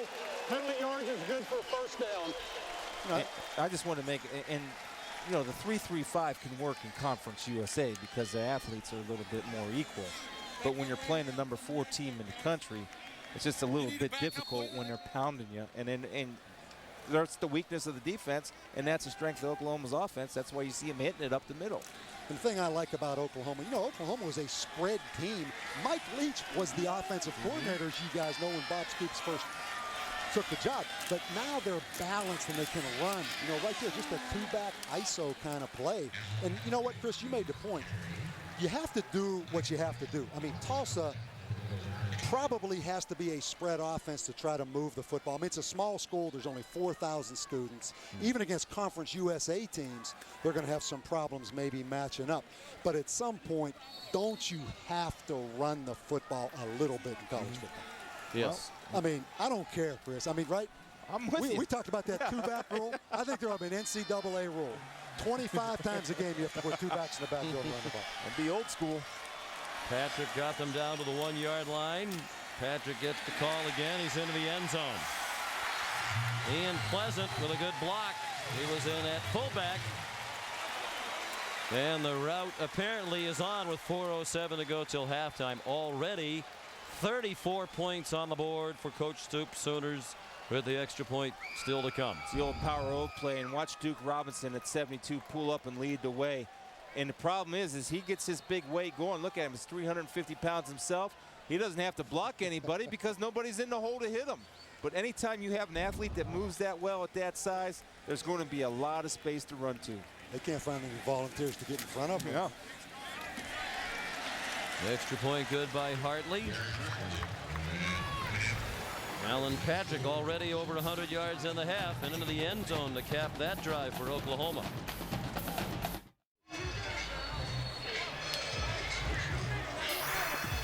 A 74-yard drive after Todd Graham elected to punt on 4th down and 1 from his own 40. Seemed just about inevitable.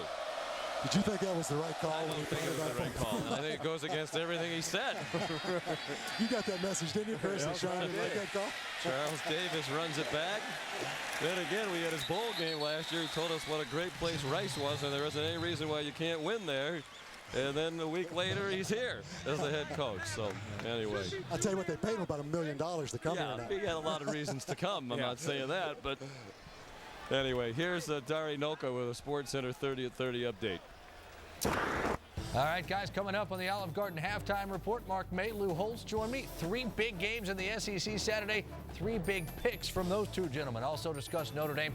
Where is the fight in the Fightin' Irish? And big news out of San Francisco. It involves Barry Bonds in 2008. Guys, we'll see you at the half. All right, Dari, thank you. On first down, Paul Smith swings it for Terrian Adams with some running room, and he gets knocked out of bounds. Took a pretty good shot from DJ Wolf and Curtis Lofton. 8 yards on the play. No timeouts for Tulsa in the remainder of the half. Well, and Tulsa's going to fight you now, and they believe in their offense. If they can get it down to 14 and get something happening on defense, whether it's turnovers or some type of action, they got hurt a little bit by that close call, but their offense will move the football. Thank you, Jamad Williams, the redshirt freshman. Smith throws it up in a double coverage, and it's broken up and nearly intercepted by Lindy Holmes. It was intended for Brennan Marion. And Marion actually does a good job of converting to the defensive back and getting in between 2 Oklahoma defenders. You don't want to get greedy here. Again, a lot of their stuff has been open in the intermediate routes. Go ahead and use the intermediate routes. Don't throw in a double coverage. You don't need that right now. Paul Smith's decision-making has been pretty on target and on time all night. Smith throws off his back foot, and what a throw it is to Charles Clay. Out of bounds inside the 20. Marked out at the 18-yard line of Oklahoma. Well, that's the matchup that they want. When you get Charles Clay matched up on anybody underneath besides a corner, he's going to make him pay. Charles Clay lined up in the fullback position in the offset eye, and you see him throw the ball open just where he needs to throw it. Actually beats Reggie Smith, the corner, the All-American corner, and Charles Clay gets his big, long strides, and he's one of those guys that when he runs, he doesn't look like he's running, except he's a space eater. Smith sacked back at the 21-yard line after a 53-yard gain, a loss on the play of about 3. Nick Harris came from the secondary for the sack.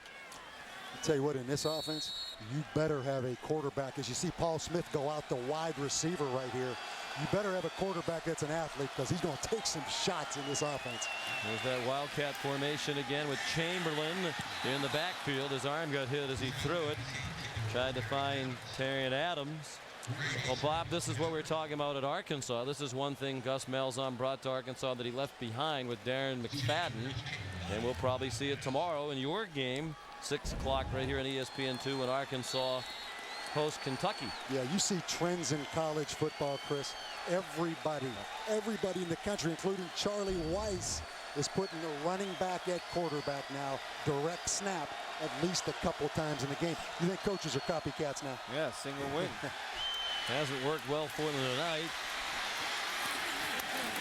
Smith to Adams, and a good open field ankle tackle by DJ Wolf when it looked like Adams might escape.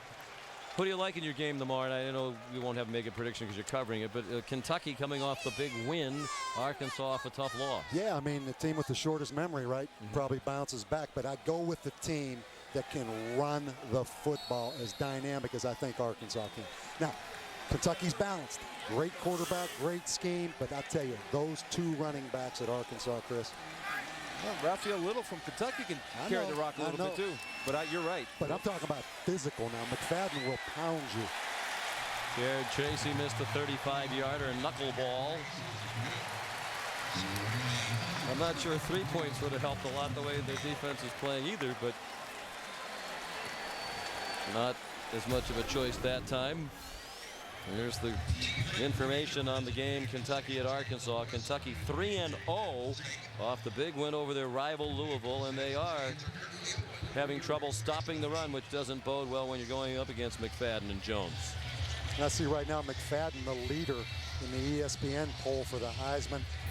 I can see why. I mean, he was a runner-up last year. He had, what, 193 against Alabama. Didn't play the last 9 minutes. They put him at quarterback in the Wild Hog thing, so he gets some publicity out of that. Here's Alan Patrick ripping through the defense. Out to the 36 and a first down. 16 more for Patrick. 2:14 to go in the half. 2 timeouts left for Oklahoma. And there's very quietly, I think, one of the very good coaching jobs that's been done in the last 5 years. Rich Brooks went into a mess. No recent tradition in football and the NCAA stuff. And a lot of people said he's a lousy choice. He's a West Coast guy. He's in Kentucky.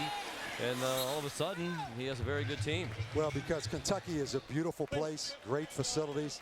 The problem is, though, they have Ohio State to the north when they go recruiting, and they have all those SEC teams to the south. But I think, again, Mitch Barnhart, the AD, you got to give him a lot of credit. Showed patience. Yeah. Kind of like Iowa did with Kirk Ferentz when he first started out. And the thing I like about Kentucky, great staff. Joker Phillips, the offensive coordinator. Steve Brown, the defensive coordinator. First school in SEC history to have African-American offensive coordinator, defensive coordinator. Well, one of the things that's underestimated, I think, in college football is the continuity of coaching staffs. And when you can keep guys together and you stay with Rich Brooks, who at one time was ready to get fired, I believe, but they stayed patient. Then you get a player like Andre Woodson, who's a program turner. That's what Andre does. And 3 of those guys, to your point, Chris, stayed as seniors. Raphael Little, the wide receiver, and Andre Woodson stayed. Could have come out in the NFL draft. So, again, that bodes for the continuity, the comfort the kids have in the staff. Moten Hopkins knocked down the pass. Certainly McFadden is a Heisman candidate, maybe the leading candidate right now. How about Andre Woodson? Certainly the win over Louisville helps his cause. Now 257 straight passes without an interception. That's an SEC record and 14 shy of Trent Dilfer's all-time NCAA record for Fresno State back in 1993. He was a dynamic player. 2nd and 20. They give it to Patrick. Trying to strip the ball. Patrick hangs on and gets 2 or 3. George Sklinkscale got him down. How about Andre Woodson? You talk about overshadowed by Brian Brom at Louisville, really his whole career. Those guys went head-to-head twice in high school, twice in college. Finally, Andre gets the monkey off his back as they beat Louisville in what was an unbelievable game last week. Great game, and Andre Woodson recognized a coverage mistake by Louisville. It had to be a blown coverage. No question. Yeah. They were in 2 deep against 4 wides and just turned the outside receiver loose up the sidelines. Safety was probably being pressed in the middle. I'm going to tell you guys, the quarterback now. Jammed in middle receivers. Sean knows this from living in Boston. But the quarterback, Matt Ryan at Boston College, he is for real right now. If I had to take one quarterback in this country right now, it may be Matt Ryan. Timeout Oklahoma with 3rd and long upcoming. Boston College, one of those teams that has been labeled a surprise 3-0 team. I think certainly Air Forces, particularly with those wins. It isn't like they've played cupcakes. Utah and TCU, excellent. I'm not sure if Boston College belongs on that list. Matt Ryan, the preseason ACC Player of the Year. It's a veteran team all around him. Has played together for a while. And I know Tom O'Brien said last year, we're good this year, but I'll have my best team next year. Of course, he left before he coached it, but that's a very good BC team. I mean, you guys saw Cincinnati. No, that's the surprise thing. Yeah, Cincinnati, Brian Kelly, toughness. When you bring toughness, and they'll hit you down there. They'll whack you every second that they get. Then you put an offense with that toughness, they're going to be a team to surprise in the Big East. I mean, Cincinnati took it to Oregon State. That was a Thursday night game, right? Yes. Not a Friday night. But we watched it. Yeah. I'll tell you the thing, you guys, I don't know if you realize this or not. You realize how many people watch this Friday night game? I have not missed a snap. I was in the Troy, Oklahoma games, Oklahoma State, all the way till the last snap of that game. As Sean was kind of whining about how late it was, I was with you every step. Chris made me. Trouble with the connection there, and they fell on it. Manuel Johnson got on the ball. And now Tulsa cannot call a timeout because they don't have any, which really hurts them here. See Joe John Finley coming across, and poor timing and miscommunication by the center. And Bradford's got to let him clear if he's triggering when that ball should be snapped. Again, another young mistake. Or either that or Joe John's got to get a rocket on his back and get across in his motion and quit screwing around. Up and up and up. They're saying, let him pass before you call for the ball. But he'll get better. I mean, that kid, he's got a bright future. Just watching him tonight. And Coach, you and I were talking that release. Exactly. And in the spring, I mentioned I did their spring game. Nobody knew who the quarterback was going to be. Yep. Three-way competition. Bradford won it from Joey Halsley and Keith Nickel. They like both of those quarterbacks. Bradford, the son of a former Sooner offensive lineman. His dad, Kent, played there in the late 70s on a national championship team. Sam is a certified Cherokee Indian. His great-great-grandmother, Susie Walking Stick. I'm going to tell you, this guy digs down for some details. You get that every week, don't you? Yes, I get educated every week. I mean, it's a continuing education. And he enjoys some of it. There are more Native Americans, by the way, in Oklahoma, more than 250,000 than any other state in the country. Have you got him wearing those little spandex outfits to work out in, like my buddy Mark Jones wears when he works out? No. Only Jones who can pull off the outfits we've seen him in the weight room. I know Chris has you doing squats, power cleans, just like you're playing, like you're getting ready for an NFL season, right? I was squatting this morning, wondering why a 45-year-old broadcaster needed to be doing squats in the weight room. But they do have a punter, Michael Cohen, and Trey Johnson, the fair catch, with 17 seconds left in the half. And a 42-yard punt. Well, Bob, it's very nice of you to make the almost 2-hour drive over from Fayetteville. We'll look forward to that game tomorrow, Kentucky and Arkansas, 6 o'clock Eastern time. Appreciate you guys having me. You do a great job. Thanks, Coach. Appreciate it, buddy. Thank you, buddy. Get 2 backs in the backfield line to run the ball a little bit for me, would you? if and when you return to coaching, and I don't know if you are interested in doing that, I have a feeling the spread, no huddle, will not be part of your approach. I'll have some of it, but man, it's hard to play defense when your offense is a spread and you have no one to practice against. Smith on target. I got a feeling that Jesse Meyer. The 3-3-5 won't be part of the defense either. Well, you're going to be my defensive coordinator, so I'm going to let you run what you want, but you're not going to run the 3-3. No, we're going to see ball, get ball, line up and come after him. That's what we're going to do. Meyer had 3 catches in the first 2 games. He's had 7 for 114 yards here in the first half. 12 seconds to go now. We're down by 21. No timeouts. 1st and 10 at the Oklahoma 48. Paul Smith's thrown for 250 and a half. They get out of bounds. Yep, they didn't. The clock will stop for a moment to move the chains as Jamad Williams, the redshirt freshman from Midwest City, Oklahoma, has a 14-yard gain. Clock it. They do clock it, but the clock ran out. Paul Smith saying there should be more time, 1 or 2 seconds. Got to get the home clock. And the Sooners are running to the locker room, trying to make it more difficult for the officials, psychologically perhaps, to put time back on the clock. Yeah, the back judge keeps the time on the field. Well, now he's blowing the whistle. I think he's going to bring the Sooners back. 2 seconds back on the game clock.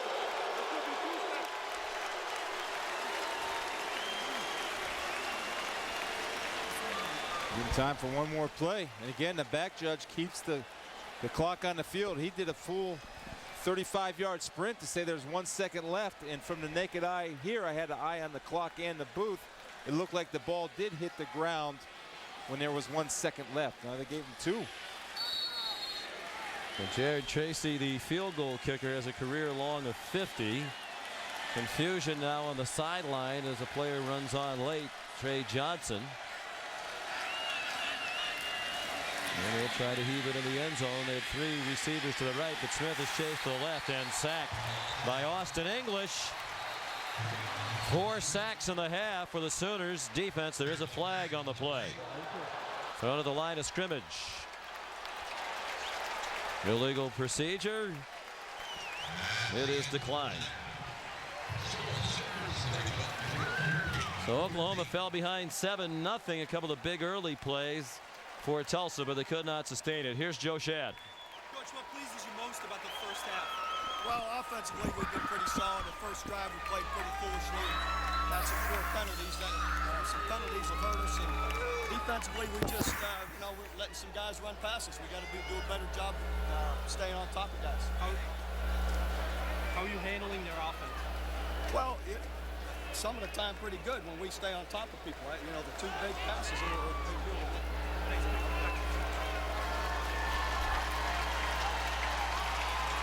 Was there a mic issue there? Shit, I apologize. We're at halftime. It's Oklahoma 35 and Tulsa 14. Here's Dari Noka with the Olive Garden halftime report. All right, guys, welcome into the Olive Garden halftime report. Dari Noka, along with my good friends Lou Holtz and Mark May. And 35-14, slow start for the Sooners. Just heard Bob Stoops, a little aggravated with his defense at times. But what are your first half impressions? Oh, if you're in coaching, you want to be the head coach at Oklahoma today. You're ahead 35-14. You got 350 yards total offense, and you want to strangle them. Why I say that's good is because next week you got your attention. You can be on them. You still played pretty well, but they're not just thinking about Tulsa. They're thinking about the national championship, I can assure you. Well, this offensive line I've been very impressed with. They're averaging 322 pounds, and not only that, the guys are great technicians. They can all dance up front. They can knock you off the ball. I wanted to keep a close eye on Phil Lodholt, the left tackle, because he's 6'8", 350-plus pounds. He can move like a lion. I'm very impressed with this offensive line. Sooners up 35-14 after falling behind quickly 7-0. Welcome back to ESPN2's College Football Prime Time. Tonight's broadcast is brought to you in high definition and presented by Pioneer Curo HD TV. Sooners taking the field for the start of the second half. They put on an offensive clinic in the first half, scoring 35 points. They had 349 yards of total offense, balanced. the big play potential displayed as well. Alan Patrick led the way. Sam Bradford did what he had to do, throwing for 2 scores, although he threw the ball just 16 times. Sean McDonough along with Chris Spielman. We keep wondering how good this Oklahoma team is. We thought this would be a pretty stern test tonight against a good Tulsa team. Oklahoma looks terrific again tonight. Well, they do, and it's their balance, and they do it out of different formations. They'll do it out of 21 personnel with 2 backs, 1 tight end. They run 3 tight ends, 3 wides. They can hurt you a number of ways. And they proved to me, at least in this first half, Sean, when you talk about LSU, Florida, USC, and Oklahoma, those are interchangeable to me as far as #1 teams, and they're as good as anybody. Athletically, they're tremendous, especially their big people up front on both sides of the ball. We talk about the balance. They rushed for 187, led by Alan Patrick's 130 yards. And Bradford threw for 162. Tulsa managed 266 yards of offense, but they're down 35-14. Oklahoma will kick off with Jared Hartley.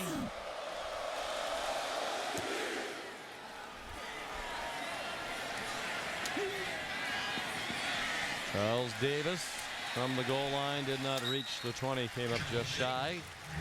But we want to apologize at the end of the half as Coach Stoops was going to the locker room. There was a word that should not made it onto the airways, but did. Caught in a microphone that was open inadvertently. And we apologize that you had to hear some language that certainly is not appropriate for our air and not up to ESPN's high standards. We regret it.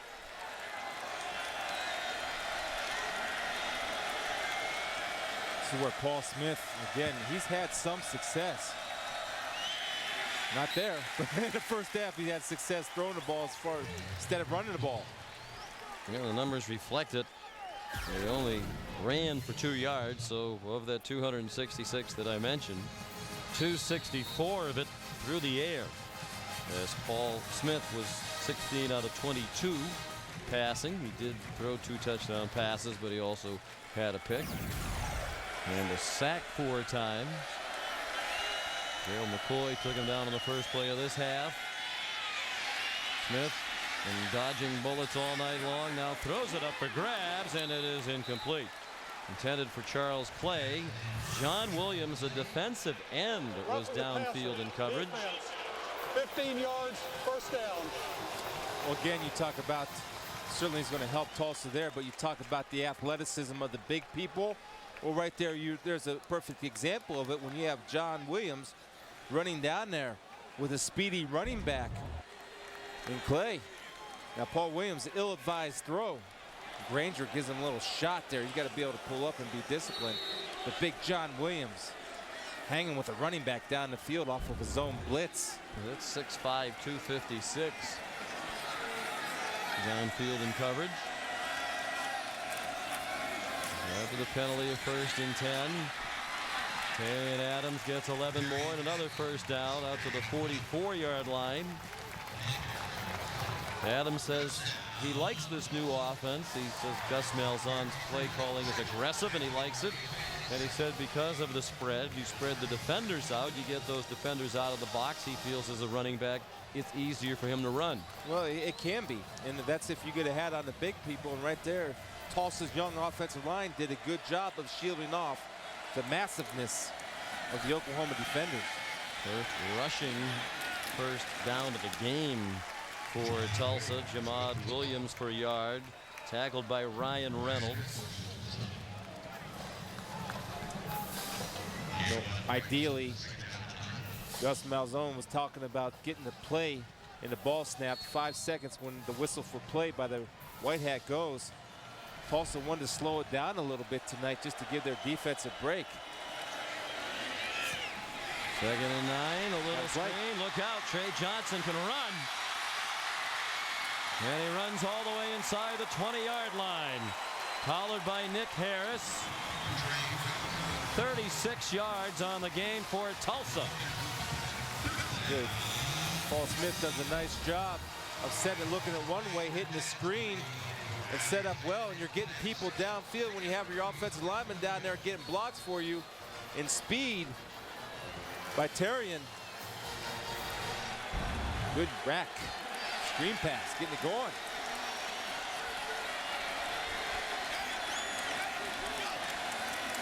Five receivers now. Smith pump fake and couldn't find anybody. Now he's going to run. Little fluty-esque there. Ooh, he took a shot in the back from Ryan Reynolds. At the 11-yard line. Reynolds, a key part of this defense. He's battled a lot of knee injuries. But Brent Venable says he's mature as any linebacker I have ever coached. Yeah, made the interception in the first half. And right there, if I'm Paul Smith, what I want to do is go feet first on my slide. You got to protect yourself as far as your head. And Reynolds did nothing but go down and meet him at contact. And Paul Smith, when he does take the dive, which he should, he's too valuable to his football team to take hits like that. Go ahead and take a feet first dive. Protect yourself. John Williams a little slow to get up for Oklahoma.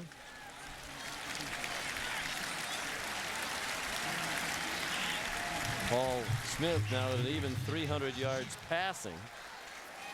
Coming off his career high 454 last week. He's against BYU. Yeah, he's a warrior, Sean. He's a good player. I mean, he makes this offense go, and Gus Malzone was talking about that he didn't have to worry about the quarterback. He was just worried about coaching the wide receivers and running back. Second and 2. Terry Adams. A little extra effort might have gotten him the first down inside the 10-yard line. Adams, a psychology major, says he'd like to be a high school counselor. Yeah, we offered him to get some experience on us. Yes, the counseling experience on this crew. He's a junior from Moore, Oklahoma. Like many of these Tulsa players, said he came to Tulsa because it was the only major college scholarship offer that he had. I've been impressed with him, not only his running ability, catching, but he's done a good job of blocking and pass protection and getting out on screens and becoming the lead blocker. He's a tough football player. And again, they'll use a timeout early. It hurt them late in the first half when they had burned all their timeouts in the first quarter. With a big third down and less than a yard upcoming for the Golden Hurricane. And Paul Smith is a very interesting young man. He is a communications major, says someday he'd like to work for ESPN on the air if possible, but he also got a little taste of what it was like in our production truck yesterday off the air. About to come back from commercial, guys. Let's focus. Let's focus. Warren, I like that shot you got. Still on the 50-yard line. That looks good. Now let's get Dwayne to get a new close-up of that offensive lineman who was holding. They didn't get that call. Audio, bring it up a little bit in the back. Bring it up. I can't even hear you. What's going on? Is anybody working? Unbelievable. You doing anything? No. Okay, absolutely great. Seems like it's always going that way. All right, well, my time here is done, guys. Thank you. That sounds like just about every other producer we've ever worked with at ESPN. It fit right in. Yeah, he looked very comfortable. Obviously, the natural leadership skills. First down on the keeper. They list him at 6'2", 200 pounds. He might be a little smaller than that. But he also works for the campus TV station, TU-TV. And that's really where his larger interests are as an on-air person. After football, he wants to work for ESPN. Yeah, he wants to be on this side of it if at all possible. Faked it. Yeah. Guys in the truck are saying that's a smart move on his part. False start, 70 on the offense, 5 yards, first down. Well, let's see his work on the air on TU-TV. $9.99. And that's 1,000. Hello again, and welcome to week 3 of Paul's Picks. This week, we're here inside the weight room at TU, where I obviously spend a lot of time.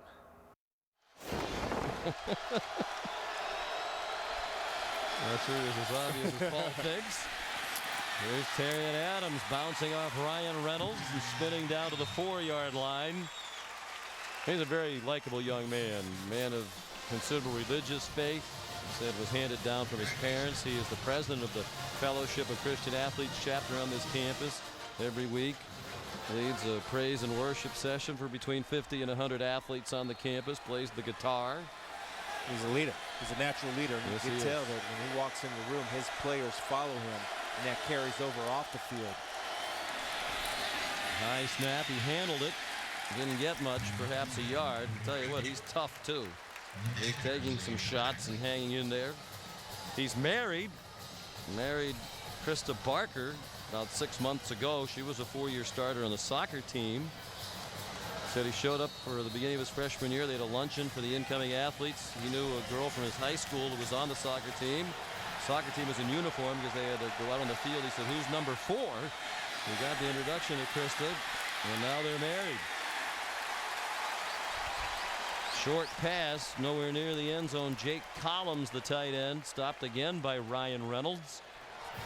Say Collins had the open there shot. He just misread the blockers. He had 2 blockers out in front of him. If he would have headed for the sideline toward the pylon, he might have snuck it in there. He just cut back a little bit too quick. He should have been a little bit patient to set up that blocking scheme. 4th down, I like the fact they're going for it. They know they need points, and 3 points against this offense of Oklahoma, not going to get it done. And a good drive to open the half. Will they score? 4th and goal from the 3. Smith under duress. Lunges for the end zone. Touchdown. Well, a great move to shed Nick Harris near the line of scrimmage. And then he went lunging into the end zone to get them back within 2 touchdowns. Nearly a 5.5-minute drive to begin the half by Tulsa. Yeah, this is a short yardage goal line play they were working on yesterday, and the idea is to give your athlete and your best player in your football team the run pass option. Made the right decision, and you saw the determination in the effort to stretch it past the orange line on the field. Yeah, a line that they should paint. It's hard for everybody to see. 81-yard drive in 11 plays to begin the half for Tulsa.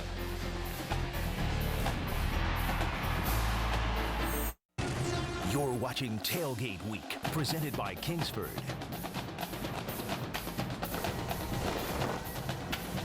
And we've seen a number of delectable treats around H.A. Chapman Stadium. It's actually Skelly Field at H.A. Chapman Stadium. This used to be Skelly Stadium.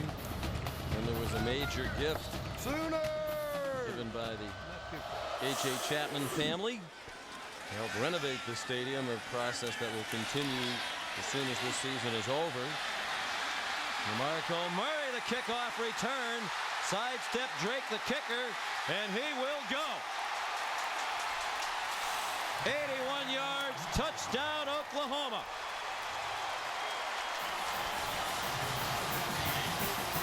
Well, that's why they're 91st in kickoff coverage.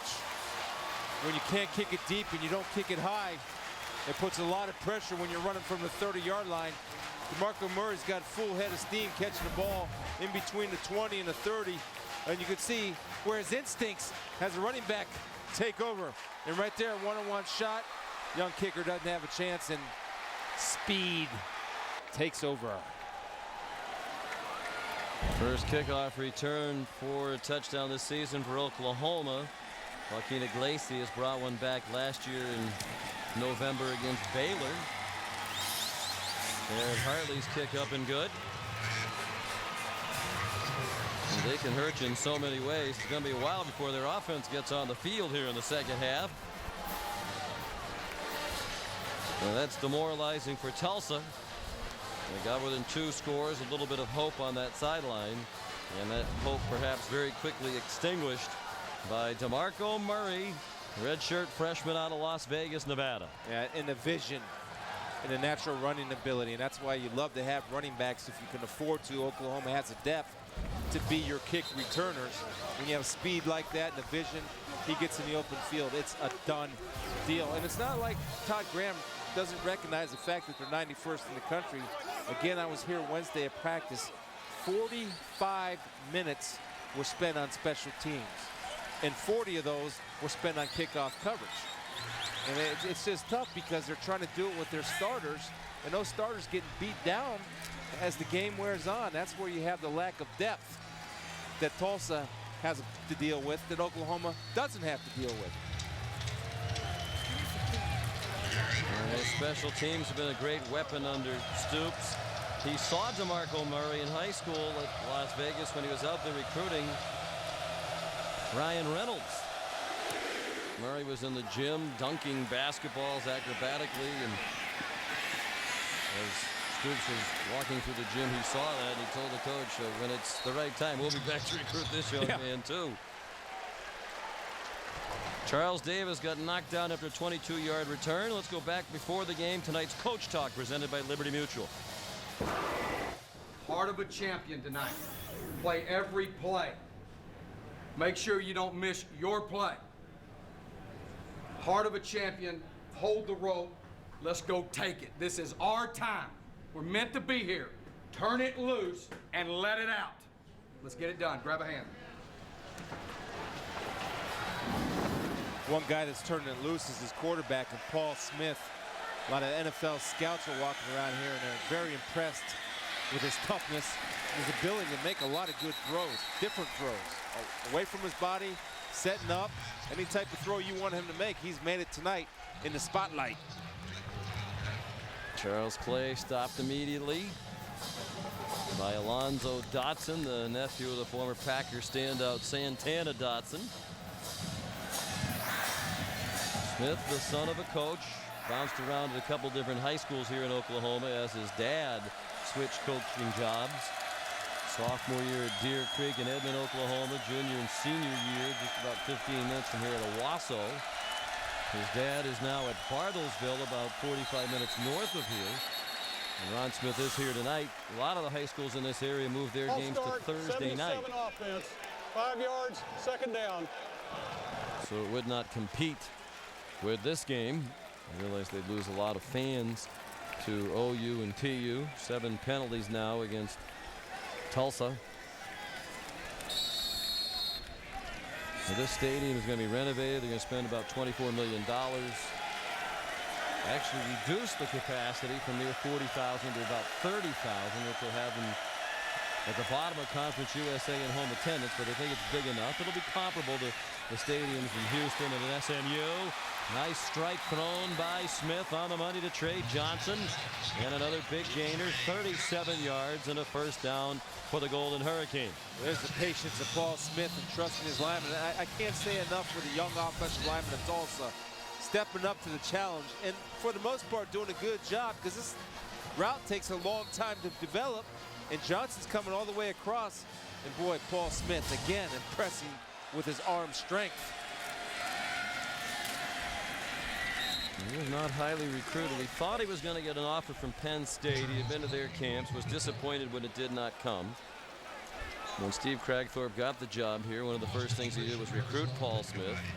So he stayed close to home and helped Cragthorpe turn it around. Before Steve Cragthorpe got here, they were coming off back-to-back 1-10 seasons. Under Cragthorpe, 3 bowl games in the last 4 years and a Conference USA championship.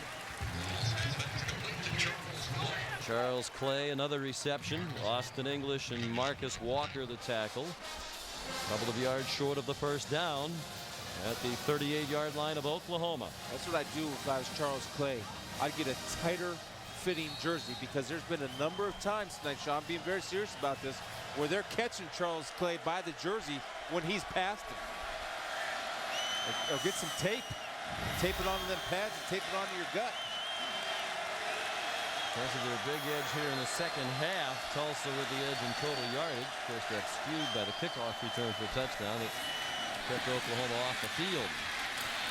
Quick throw to Dion Tolliver, junior from Riverside, California, has a first down. Tackled by Curtis Lofton. 7 yards on the gain. First catch tonight for Tolliver, his 6th of the year. I love the fight in this Tulsa football team, and it's a reflection of Todd Graham and the coaching staff when you come out and you keep fighting and fighting and fighting, especially on the offensive side of the ball.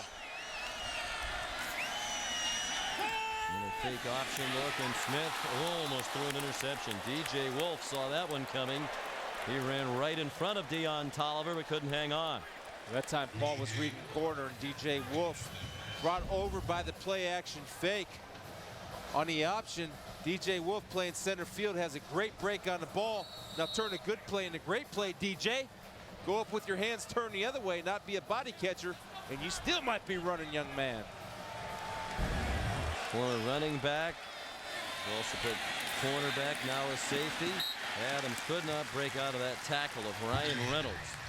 You can see with his performance tonight why Brent Venables says they are a much better defense when Ryan Reynolds is in there. And again, Reynolds been outstanding. Their front four, I've always said this, Sean, if the front four is as good as Oklahoma's, the linebackers are going to shine. Lofton had 10 tackles heading into the half, and Reynolds isn't too far behind. Out of the gun on 3rd down and 7 from the 28-yard line. Ticking down towards 6 minutes remaining in the 3rd quarter. And some confusion, it seems. They try to get this play lined up. Oklahoma leads 42-21. Smith throws deep. This one is intercepted. Andy Holmes stepped in front of the receiver. Second pick thrown tonight by Paul Smith. And the first interception of the year for the junior from Dallas, Texas. Yeah, Paul Smith is going down and talking to Johnson, his young freshman wide receiver. It's a skinny post versus cover 2. And you'll see Holmes get his depth as a safety. Right here, he's getting depth, which allows him to make a break on the ball. And he stopped his route. Paul Johnson is going to throw to the hash mark. He's got to run to the hash mark and cut off the safety. Holmes said, no, that's my ball. I take it away.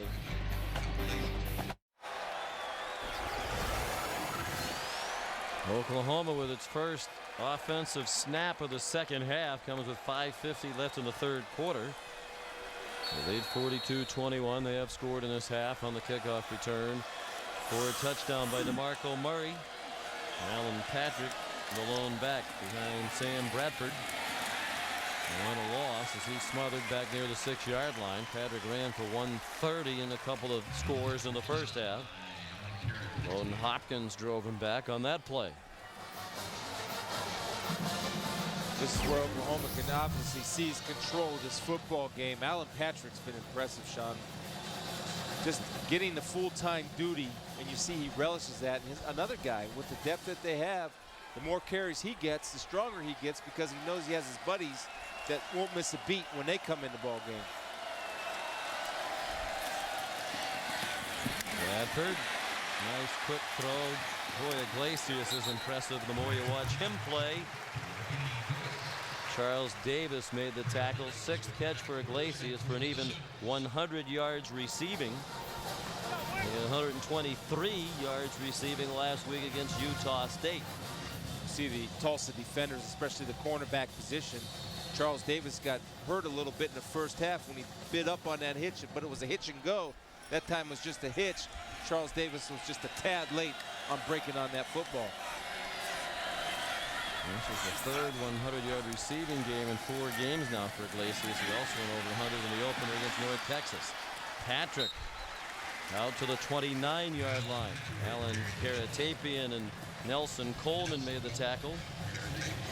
9-yard run for Patrick. I think the scary thing for future Oklahoma opponents, the only 2 seniors on the offense who see considerable time are the tight end Joe John Finley, and they do have Gresham and Brody Eldridge who share time with him, and Alan Patrick. And of course they have Murray and Chris Brown. He'll be back next year. They'll miss those 2 guys, but they have plenty at their possession. 10 more for Patrick before he was chopped down by Kenny D. Sims.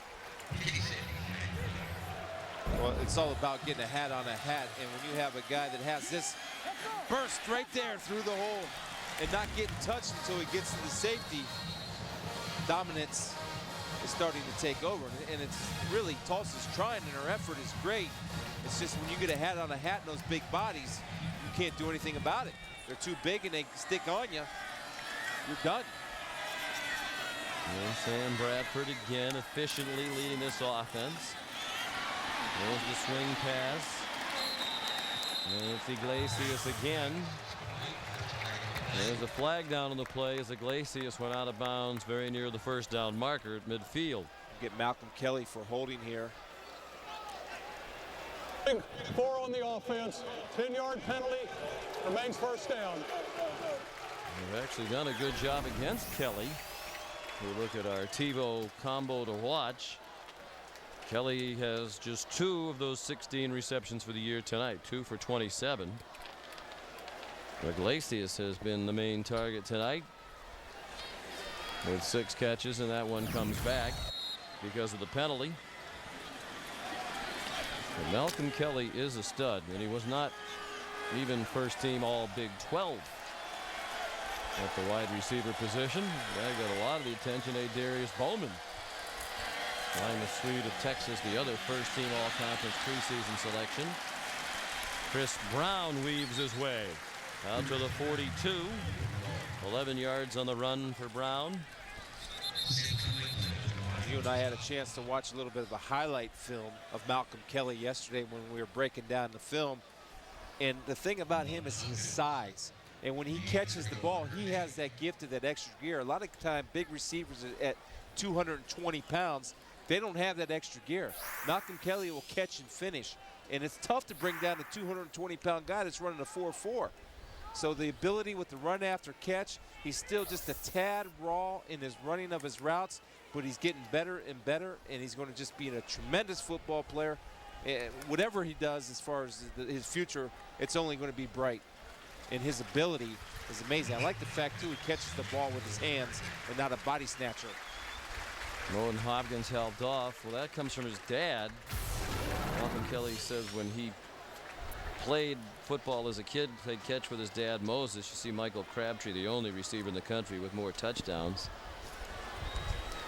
Moses used to throw him the ball underhanded because Malcolm Kelly used to catch the ball up against his body. Yep. And he said, throw it to me overhand like you do to everybody else. He said, well, as soon as you learn how to catch the ball in your hands, I'll throw it to you overhand. So Dad started to throw it overhand. Kelly became a great hands catcher. He has enormous hands, the biggest on the team. They thought Brian Simmons, an offensive lineman at over 300 pounds, might have bigger hands, but they compared hand size. Kelly's hands bigger.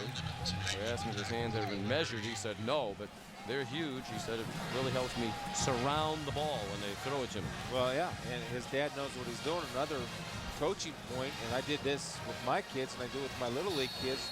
You want a kid to catch a ball with his hands, throw the ball at his head, because the hands got to come up. So I started throwing balls at the kid's head. Their hands got to come up or they get shots to the head. Marco Murray, the last carry. Now it's 3rd down and 6. Destin single coverage on Kelly, bottom of your screen. Bradford looks there and finds him. That is not a matchup that Tulsa wants, but that's the way they lined up. And Oklahoma converts on 3rd down and 6. And give Bradford credit. This young man is well prepared. He saw the matchup they wanted out there, and that was no contest, 21 yards. Yeah, you see it right there, defeating the bump and run.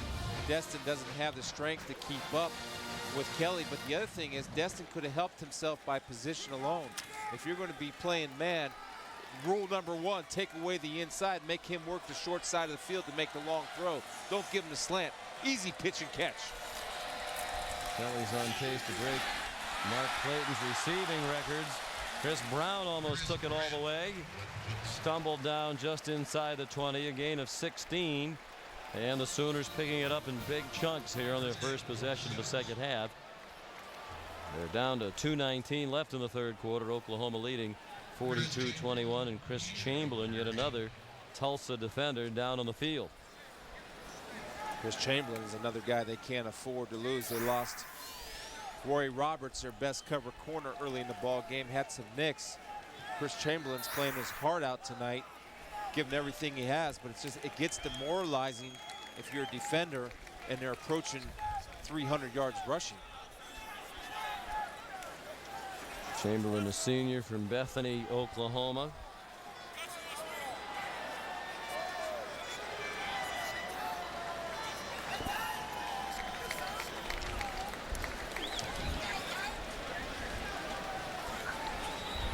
Of course, Oklahoma trying to make a strong case. Here at the top of the rankings, ranked number 4 this week. LSU's number 2. Many believe they should be number 1. They have a big home game tomorrow against South Carolina. The Gamecocks are 3-0, led by the defense, allowing under 10 points per game, 8th best in the country. Those two teams don't play very often. They've met only 5 times since South Carolina joined the SEC in 1992. You almost get the feeling that when LSU and USC and Oklahoma play in Florida, they're all making a vote, and it's like, who do you watch last to say who's the best team in the country? Because I'm watching this Oklahoma football team tonight, and I can't imagine much teams better until I watch LSU play, Florida play, or SC play. By the way, West Virginia knocking on the door. Marco Murray the carry, knocked back. And Steve Spurrier says he voted LSU #1 in the poll this week as he gets ready to face them in Baton Rouge.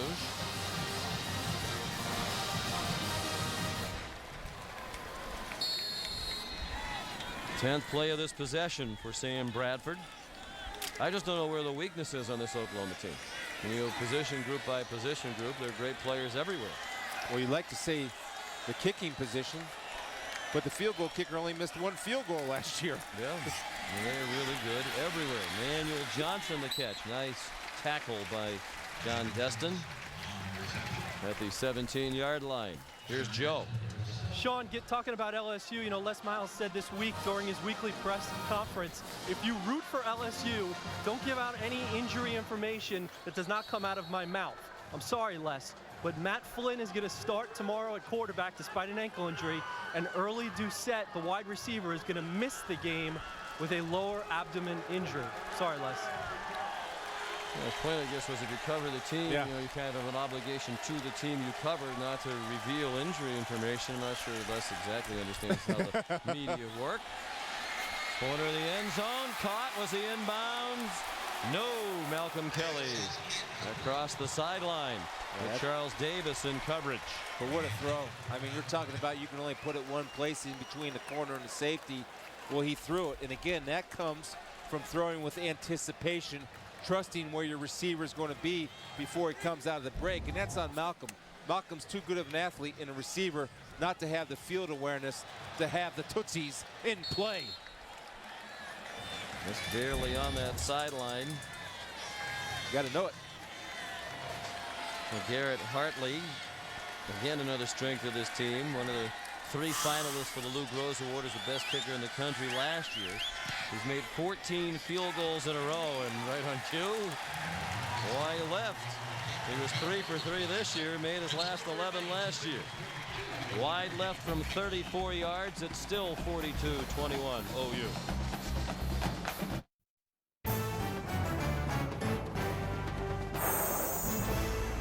ESPN's College Football Primetime, brought to you by Acura, Acura Advance, and KFC's new $2.99 deals. A real deal for lunch for just $2.99, only at KFC. In anticipation of the game last night, a lot of the students here at Tulsa slept in the stadium. Coach Graham came to speak with them. They had a good time last night. More than 500 of them. Might not seem like a heck of a lot, but they only have 2,700 undergraduate students here and about 4,000 total. It is the smallest school in Division 1A. Trey Johnson couldn't catch the pass. And it is ruled incomplete. He chased after thinking it might be a lateral. Matter of fact, in the last 2 seasons, Todd Graham has been the head coach at each of the 2 smallest Division 1A schools. He was at Rice last year with 3,100 or so, and now here at Tulsa. He really believes they have a lot of what they need here to be, as he says, the next Louisville, the next Boise State, mid-major school. At least Louisville was for a while, now in the Big East. He has a commitment by the administration, and that's what any football coach wants. If you want a commitment, you're willing to spend the dollars. That'll certainly help you and give you a shot to compete. That's all you want as a head football coach, is you want to have the finances and the facilities to be able to compete. Into the shot that Alonzo Dotson delivered. That's the view from the new Case Athletic Complex, a $10 million football building to our left in the end zone. That opened this year. They used to have rickety facilities in a gymnasium across the street. Now they have very nice offices. and a Hall of Fame in the Case Athletic Complex. End of 3 quarters in Tulsa. Paul Smith and the Golden Hurricane down by 21.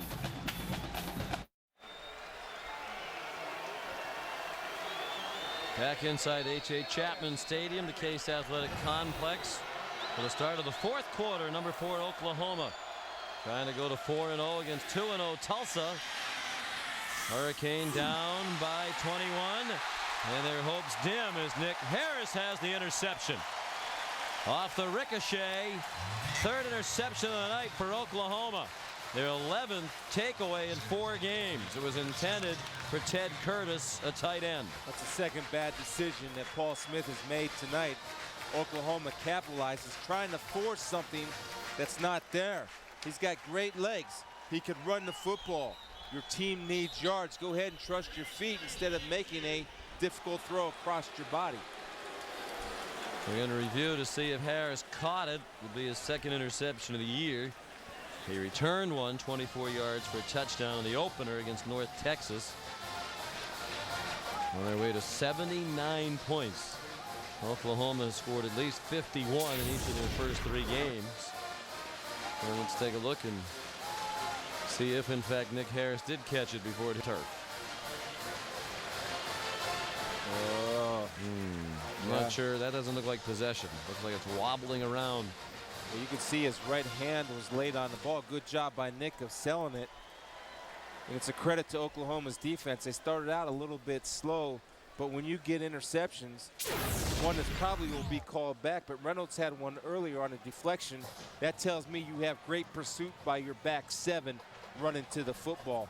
And Nick Harris, again, Sean, it just amazes me the talent level at every position that Oklahoma has and the depth that they have. Makes it tough for anybody that's an opponent of theirs.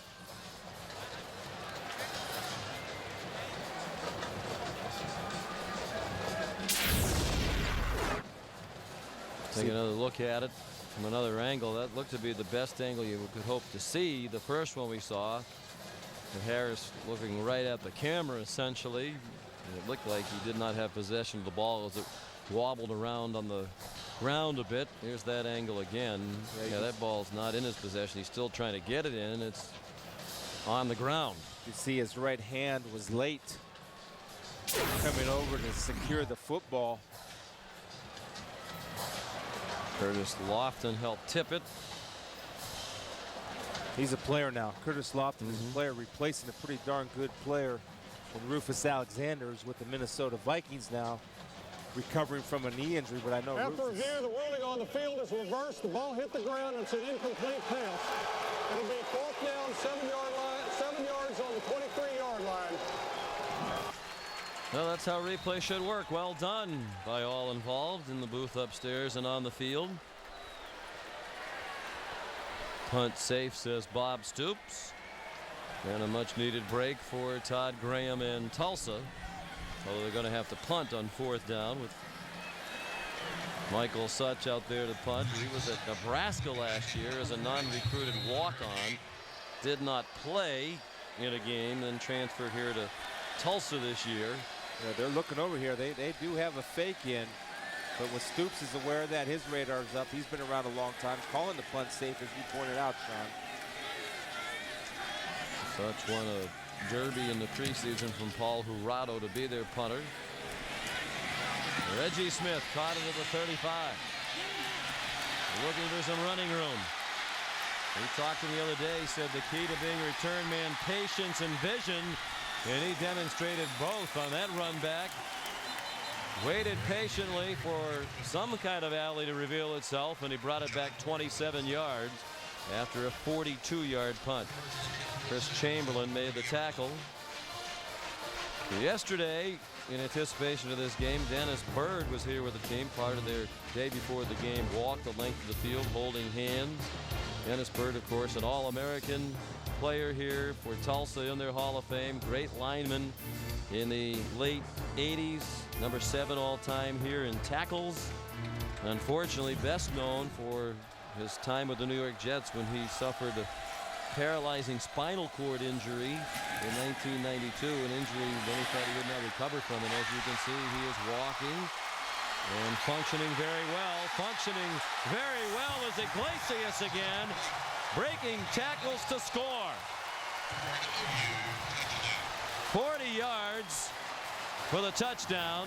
Second for Iglesias tonight. His 8th catch for 142 yards receiving. We're talking about Malcolm Kelly being the best receiver in the country. Maybe he's not even the best receiver on his own team. Well, Iglesias came into the game as the leading receiver, but 0 touchdowns. And again, the power and the skill of the receivers for Oklahoma and their run after catch just continues to amaze. And Iglesias wants to get on the action with Malcolm as far as touchdown catches. He's catching up. Faber, Destin, Germany couldn't get him down. The try for point fails. That's been one blemish for Oklahoma. Charles Davis got in there to block it. They've now missed 3 PATs already this year.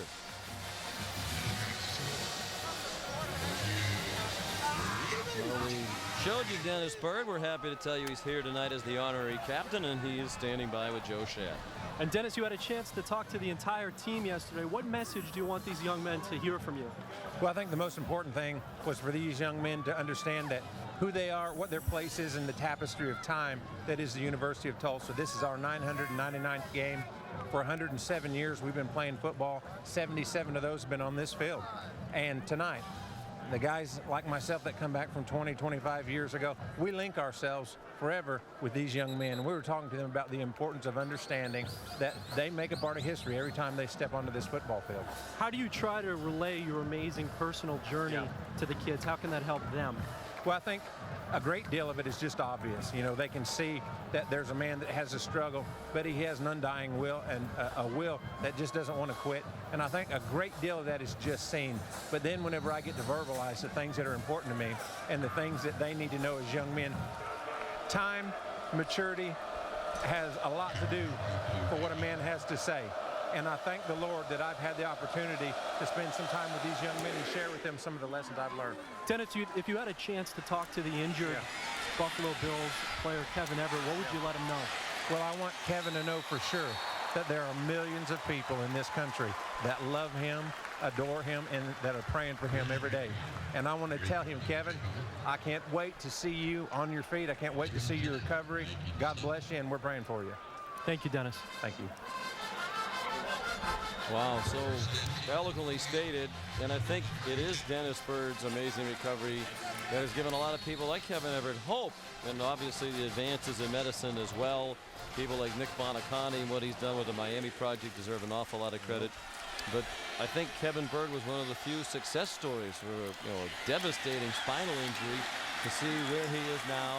When it first happened to Kevin Everett, it looked like he might die. And now they're talking about all the things he's going to be able to do, perhaps as close to normal a life as he could have ever hoped to have had, given what happened to him. Well, credit to the Buffalo Bills staff, and those doctors worked on me when I had my neck injury and their whole training staff. But, you know, Kevin Everett can look not only to Dennis Byrd, who's a fine example, but also to Adam Telefero, the cornerback, young kid at Penn State that got hurt in Ohio State, and Reggie Brown, the defensive player, the linebacker for the Detroit Lions that got injured and thought to be paralyzed but was able to walk again. So there are success stories. And to me, the news about Kevin Everett being able to walk, Sean, it was so encouraging. I had a little bout of paralysis myself twice on the football field, which ultimately ended my career. So I know the scary feeling that Kevin and his family went through. And I'm just glad that he's able to walk. And what better spokesman than Dennis Byrd, also a player that I played with, and Mike Utley. Mike hasn't regained the use of his legs, but Mike lives a full life and is a tremendous inspiration to a lot of people out there. He has a great attitude when you see him interviewed. Unfortunately, when circumstances like these arise, I noticed your occasional paralysis kicked in last night at dinner when the check came. And all of a sudden, you had a little tough time moving toward a bill. Well, you got all the money, kid. A lot of fakes by Smith. And by the time he finished them, they were right on his heels. 5th sack for Oklahoma. Credit Steve Coleman with that one. Austin English also in the neighborhood. It's a miscommunication. I think Paul Smith went the wrong way. When I see 5 big hogs go to the right, Paul goes to the left, and there's no help over there. Paul might have got a little bit confused. Anyway, whoever was wrong, either the whole offensive line or Paul, miscommunication usually leads to a defensive play by English. And Dennis Byrd talked to these players about understanding their place in the history of Tulsa football, and he certainly knew his facts. This is the 999th game all time. There haven't been a lot of big seasons in recent years, but this is a program with a rich tradition. It's featured some great players, some players who went on to become very successful coaches. Good spin move by Jamad Williams. Tulsa was the first school to play in 5 straight New Year's Day bowl games. They did that back in the 40s. They have 3 former players who were enshrined in the Pro Football Hall of Fame: Bob St. Clair, the late great Jim Finks, and Steve Largent. 2 of their players finished as runner-up for the Heisman Trophy. Howard Twilley was the leader in the nation in receiving in 1965, played it for the Dolphins, and Jerry Rome, the fine quarterback the year before. Also a famous coach by the name of Francis Schmidt, who coached at Ohio State, who coined the phrase, they put their pants on one leg at a time like you do, and what came to the tradition of the gold pants in the Ohio State-Michigan game. Reggie Smith back for the punt. 4 former Tulsa players are head coaches in the NFL, including Lovie Smith right now. Ray Rhodes, Sam Rutigliano, Tommy Hudspeth all played here at Tulsa. They do have a football tradition. 36-yard punt, 25-yard return. Isn't it great to see Dennis Byrd looking so well here tonight? IBM presents the 25 greatest players ever. Number 25, Ernie Nevers. Ernie Nevers was an All-American at Stanford University and played in the 1925 Rose Bowl. Stanford coach Pop Warner called Nevers the football player without a fault. IBM, getting it done. 25 greatest players in college football, voted on by a blue ribbon panel of former coaches, players, and media members. Will reveal number 24 tomorrow during the 3:30 games on ABC and ESPN2, counting all the way down to number 1 over the course of the season. Ernie Nevers, the first, number 25 in our top 25 countdown. Chris Brown runs for nearly 10 down inside the 20. I wish the voting hadn't already been done by that blue ribbon panel, because I want to lobby for my friend and partner, Chris Spielman, Ohio State star linebacker, 2-time All-American in the late 80s, winner of the 1987 Lombardi Award, 283 solo tackles in his career. Who can forget the 29 tackles against Michigan in 1986? It remains the most tackles in the lengthy history of that rivalry. Yeah, that means they had the ball too much. That's all that means. Did you guys lose that game? Lost on a field goal kicker, missed the field goal. Oh. Is that what you mean? Not that I think about it much. No, not that you have any disdain for field goal kickers. And very scary, very handsome photo. Yeah. You like the mustache? We're still in prime time. I won't use the phrase that comes to mind to describe the stash. But it was, as Bill Rafter would say, effective. Yeah, it was. Of all the things you accomplished, seriously, what were you most proud of? Well, I think the win at Michigan when Coach Bruce was fired. He was fired the week before the Michigan game, and our team went up there and weren't going to a bowl game. Everything was kind of lost, disappointing season. Yet were we able to pull it together for Coach Bruce to send him out a winner. Ooh, Brown slid down to avoid the contact and got belted by John Destin.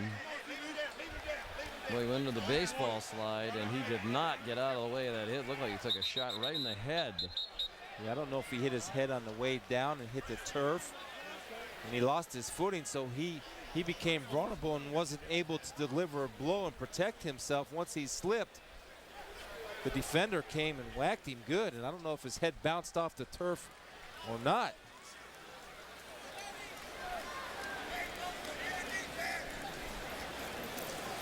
Bob Stoops going to come out to check on his sophomore running back. Okay, slowing down. That looked like his feet started to go out from under him a little bit. He just got hit right in the head.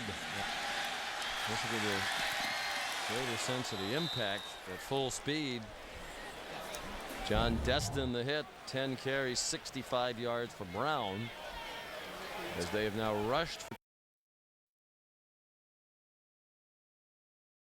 500 yards for the game, which if it ended right here would bring their average down. And their scoring That's something, isn't it? Yeah, they still have 13 points to go to get to their scoring average. Happy to say Chris Brown walked off the field under his own power, clearly a little wobbly. He took quite a shot to the head and then also banged his head on the field turf here. My goodness. Also looked like at the beginning of that play he got grabbed by the face mask. There was no flag for that. He got a little bit of that horse collar by Nelson Coleman, came and turned his head. And Destin's just trying to deliver the blow and leading with his shoulder. Didn't lead with his head, but he caught him as he was slipping. Once you lose your momentum, then you become vulnerable to the big hit, which was delivered. DeMarco Murray, the tailback. Ian Pleasant, the fullback. Murray follows Pleasant, and that wasn't close. No one got near DeMarco Murray. He scores. It's 54-21 with just under 10 minutes to go. Well, and we talked about Geshem and his pass blocking ability, but he's becoming a total package football player at 6'5", 250. Took Karatapian and just walled him inside, drove him off the ball, had the hands inside, wanted a holding call, but didn't get it.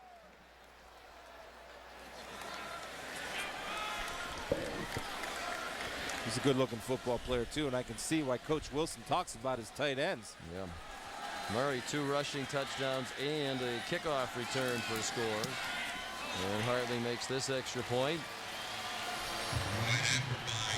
55-21. Let's get a preview of Monday Night Football. Here's Mike Tirico. Vince Young is dynamic and exciting and has brought the energy back to the Titans franchise. Drew Brees had a dream season in 2006, but now he and Reggie Bush try to find the Saints' magic as they return home. Saints-Titans, 8:30 Eastern on ESPN's Monday Night Football. First national television game for Vince Young as an NFL player. And boy, the Saints, they were a trendy pick to be a Super Bowl team. It's only 0-2. There's a long way to go, but they have had a disappointing start. Well, you talked about it, and Coach Davey was talking about it the whole second quarter, about if you want to be able to be an effective football player, especially or football team in the NFL, you got to be able to run the ball. And Deuce McAllister is only averaging about 48 yards per game, where he's a guy that needs to get his touches and carries. Then you have to get Reggie Bush involved. If Reggie Bush isn't involved, you neutralize Deuce McAllister, you become one-dimensional, then it's easy to play defense in the NFL. Yeah, and other teams are doing a better job now of taking Reggie Bush away in the passing game. And they're still a fun team to watch. Be a great atmosphere down there. Monday Night Football, the Titans and the Saints. Vince Young is a fun player to watch, and really just a special athlete playing the quarterback position with his ability to run. Certainly has the ability to go for 1,000 yards as a quarterback. Charles Davis brings back the Hartley kickoff. And not very far to the 21. When we spoke with Bob Stoops the other day, talked about how good his kickoff team has been and how good his return game has been. We've seen that again tonight. They've returned a kickoff for a touchdown. They've had a couple of long punt returns by Brown. He mentioned in the Miami game, Miami kicked off to his team 4 times, and Oklahoma's average starting field position after that was the 36-yard line, where Oklahoma kicked off 9 times to Miami, and Miami's average start was the 21-yard line. What's the speed on their special teams, and they're all fresh. Unlike Tulsa, who has to play a lot of their starters on special teams because of the lack of depth, Oklahoma just brings in athlete after athlete, and they're all running down there trying to earn playing time by the way they play on special teams and cover kicks. David Johnson, the backup quarterback in the game, junior from Portland, Oregon. They won't subject Smith to any more punishment. And DeMarcus Granger made the tackle. As you look at Johnson at 6'3", 217 pounds. It's actually not a bad move by Coach Graham, getting ready for conference play. Just in case, knock on wood, something happens to Paul Smith, you have Johnson in there with some game time experience. He's a capable backup. Played in 11 career games prior to tonight. Got into 5 ball games last year. And he follows the play as Shamad Williams carried and DeMarcus Granger made the tackle again. Here's Joe Shad.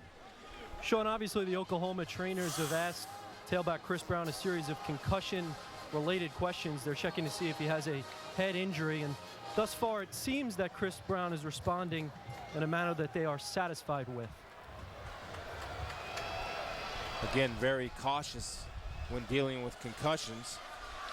It's kind of unusual, the Detroit Lions situation where John Kitna was diagnosed with a concussion last week, Sean, and usually if that's it with the precautions that the NFL is taking, he was allowed back into the ball game. And I trust the Detroit Lions doctors. I worked with a lot of those guys. They know what they're doing, and they all have, at least they told me face to face, Chris, my loyalty is to you, not to the Detroit Lions. So I'm sure that he must have passed a series of tests like Chris Brown is going through just to be able to get back into that ball game, and was the difference maker in their win over the Vikings. Cody Madison couldn't catch the pass from Johnson, who gets a pat on the helmet from Paul Smith. Of course, in recent years, there's been a lot more attention paid to concussions, the damage done, the cumulative effect, how it can alter your life later in life. Paul Jurado in the punt this time, and he booms one. Such as punts weren't very good. And Jurado gets a chance. Didn't get very lucky on that bounce, but it's still all the way to the 31 for a 49-yard punt. There's a flag down back at the line of scrimmage. It's going to be on Tulsa. They weren't set at the line of scrimmage. Multiple players moving, didn't get set before the snap. On the offense, 5 yards, re-kick, 4th down. You know, I would almost think if I'm Coach Stoops that I know how valuable Reggie Smith is to this ball club, that he has some probably young guys that would like an opportunity. Maybe you're thinking about trying to throw somebody else in there. I think that would be a very good idea. You get your best player on defense hurt, at least according to the preseason Big 12 poll.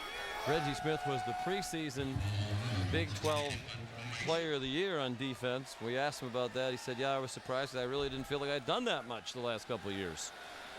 He's now a junior from Edmond, Oklahoma, making his 27th career start tonight. He's done it with the punt return game, but you certainly wouldn't want to lose this guy to an injury. With under 8 minutes to go, pretty clear face mask. Every official on the field threw the flag, and if the fans had one, they all would have thrown one too. -3 on the return. Brennan Marion might have been guilty of the face mask after a 44-yard punt by Jurado. To a foul, face mask, number 4 on the kicking team, 15 yards from the end of the run, 1st down. Timeout. With 7:54 to go, 55-21, Oklahoma.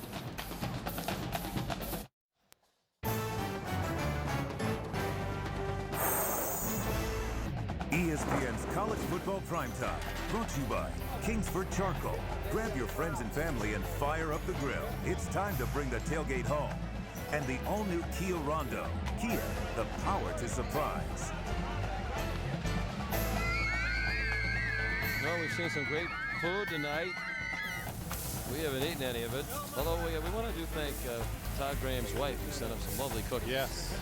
Which you, I think, demolished 2 hours before kickoff. They were good.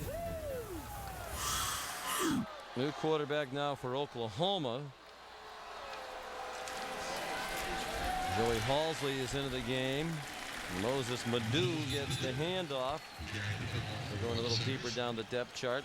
They like Halsley, the junior from Huntington Beach, California. In fact, Kevin Wilson said, you know, the numbers are pretty similar. Halsley's played less, but he's been just about as productive and effective at his playing time as Sam Bradford. Matter of fact, in the opener against North Texas, Halsley off the bench went 4 out of 5 for 40 yards.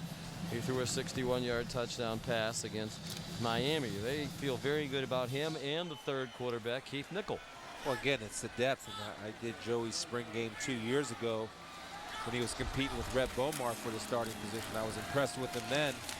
And anytime you have depth at that position, it certainly helps. And I like the fact what Coach is doing right now is he's keeping the starting offensive line in the ball game. You see Bradford right there.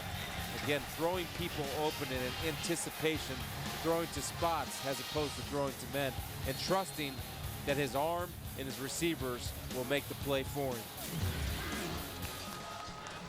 Bradford went 16 out of 22 for 244, 3 touchdowns, 1 interception. Statistically, that's a bad night for him. He dropped his percentage a little bit. He was at 80% for the year, and it's a little bit under his average yards per game. He came in averaging 274. Halsley after the good fake has Joe John Finley, the tight end. Senior from Arlington, Texas. Tackled by Steve Craver, 24 yards, first down, and like Bradford, Halsley right on target. You know, I like the fact, too, that Oklahoma's running their offense. It's not the Sooners' job to stop the Sooners. And he's going to throw the ball. And maybe they're going for their average. I don't know. But they're making a statement on national television tonight for the #1 position in college football. Well, a touchdown, the extra point, they'll actually improve on that average. They're just about at their total offense number. Haven't allowed a sack tonight. Moses Madu remains the tailback. And takes the handoff from Halsley. He runs hard. Now he's at least their 4th running back. And he's productive. He rushed for 87 yards in that win against North Texas on just 9 attempts. That was an 11-yard gain here for Madu. Again, and he's productive. 1 is because he's a talented football player. 2, you still have that massive offensive line in there clearing the way. And the Tulsa kids are giving it their all. They're playing their hearts out. It's just they don't have anything left in the tank, Sean, and they don't have the depth that Oklahoma has. They're playing at a different speed, Sooners. Madu, that was easy. Touchdown, Oklahoma. They're right on their average and about to surpass it. If Harley kicks the extra point, it'll be 62. My goodness, they scored at least 51 in every game. Bradford's one of those guys who's so good at everything. Scratch golfer. They told us he shot 63 on a local course this summer. He was an all-state basketball player, averaged about 18 points per game. Was being recruited in basketball as well. Well, I like his release, and I gotta see that 63 or see that course. That's pretty good. That's pretty good. He did well in the windmill hole and in the clown's nose. And of course, if you're a Sooner fan, you're always looking ahead to the battle with Texas in Dallas. That's on October 6th. They have one game in between at Colorado next Saturday, a week from tomorrow. Well, lots of teams early making their claim for #1. I'll let you go first. How do you see it right now, the top 5? After watching the performance against Nebraska, I still have USC #1. After watching the film and preparing for this game this morning, I put Oklahoma #2, defending national champion, Florida 3, LSU 4, with West Virginia sneaking up there at 5. But I really do think, Sean, with those top 4, you can mix and match them any way you want, and you would be solid in however you have them rated. Good. So you're not going to give me grief for my picks? Florida. No, I don't. The defending national Absolutely. champs. You know, it's kind of like boxing. Until someone takes the title away, especially when you're a team like Florida with a lot of talent back. I think they're better than last year at the most important position, quarterback. I'd rather have Tim Tebow than Chris Leak. And, you know, I've had Oklahoma. I thought coming back out of last year that USC was going to be the most talented team this year, and they might be. But this is almost overwhelming. You keep looking, you know, is there any weak link? Are you the weakest link? And you can't find the weakest link. No, They don't have one. No, and it's all because they found their quarterback. And I think they're even a little bit surprised. They knew that Sam Bradford would grow into the position, but I think they're a little surprised of how quickly he's grown and just going to get better and better as the season progresses. Yeah, he's not a question mark or a concern anymore. He's a strength. I mean, and there's nothing fluky about the way he's playing quarterback. And, you know, a redshirt freshman can be enormously productive. All you do is go back to last year and what Colt McCoy did for Texas. Speaking of McCoy, the matchup approaches. While Oklahoma was dominating the rivalry, Stoops against Mac Brown, but Texas with a couple of wins. make those fans happier. Colorado next week. But, you know, when you look at that schedule, you know, they get past Texas. You know, who's going to beat them? I think at Texas Tech will be a tough game, but the Big 12 is not real strong. We saw Oklahoma State last Friday night, and they were most unimpressive. Iowa State certainly way down. A&M looked horrible last night against Miami. We were talking about that in between our sets of curls and crunches today about how impressive Miami looked last night. Well, and that's a statement for Miami, but is that a statement for Oklahoma on how good they are? They dropped 51 on Miami, which the strength of the Hurricanes down there was their defense. Johnson still at quarterback. Throws short. And an immediate tackle made. Reggie Smith is still on the field. Cameron Clemens made the catch. You surprised Reggie's still in there? 5 minutes to go, under 5 minutes to go, and now he comes out of the game. I wonder if he hurt his hand a little bit, or if he's just upset that he's coming out. He might be. He wants to finish the game, but I'm looking down there, and the whole starting defense is still in there, including Lofton and Reynolds. And the defensive line doesn't matter. They play 9 anyway, so it's just throwing another big body in there. They play all their guys up front. Well, these coaches know, with a system such as it is, you almost have to try to pile it on when you can. Certainly run the risk of injury. Johnson stripped of the ball. I believe he got it back. DeMarcus Granger's been big. He's big all the time, but he's been big in terms of his play here in the second half. They credit him with a sack, and that's the 6th of the night for OU. And Stephen Coleman flushed Johnson up into the pocket for Granger with cleanup duty. But again, you look at the size and the guy's ability to get off the ball, and the key to Oklahoma's defensive line play, I'm going to say it again, when you can play 9 and bring speed and fresh bodies at you, you really don't have much of a chance. Paul Jurado Jr. from Chino, California to punt. They don't have Reggie Smith back there this time. And Dominic Franks, who watched it bounce out of bounds in Tulsa territory at the 47. 38-yard punt. College football on ESPN in prime time tomorrow night, 7:45 Eastern time. What a matchup. Georgia and Alabama. What a game John Parker Wilson had against Arkansas. Threw for 327, led them back 4 touchdowns. And they're fired up. They were fired up when they got Nick Saban there, and he's already delivering for them. 3-0 as they're in the top 25 for the first time since 2005. SEC on the road. That's going to be a great ball game, excitable. A lot of popping in that game tomorrow night.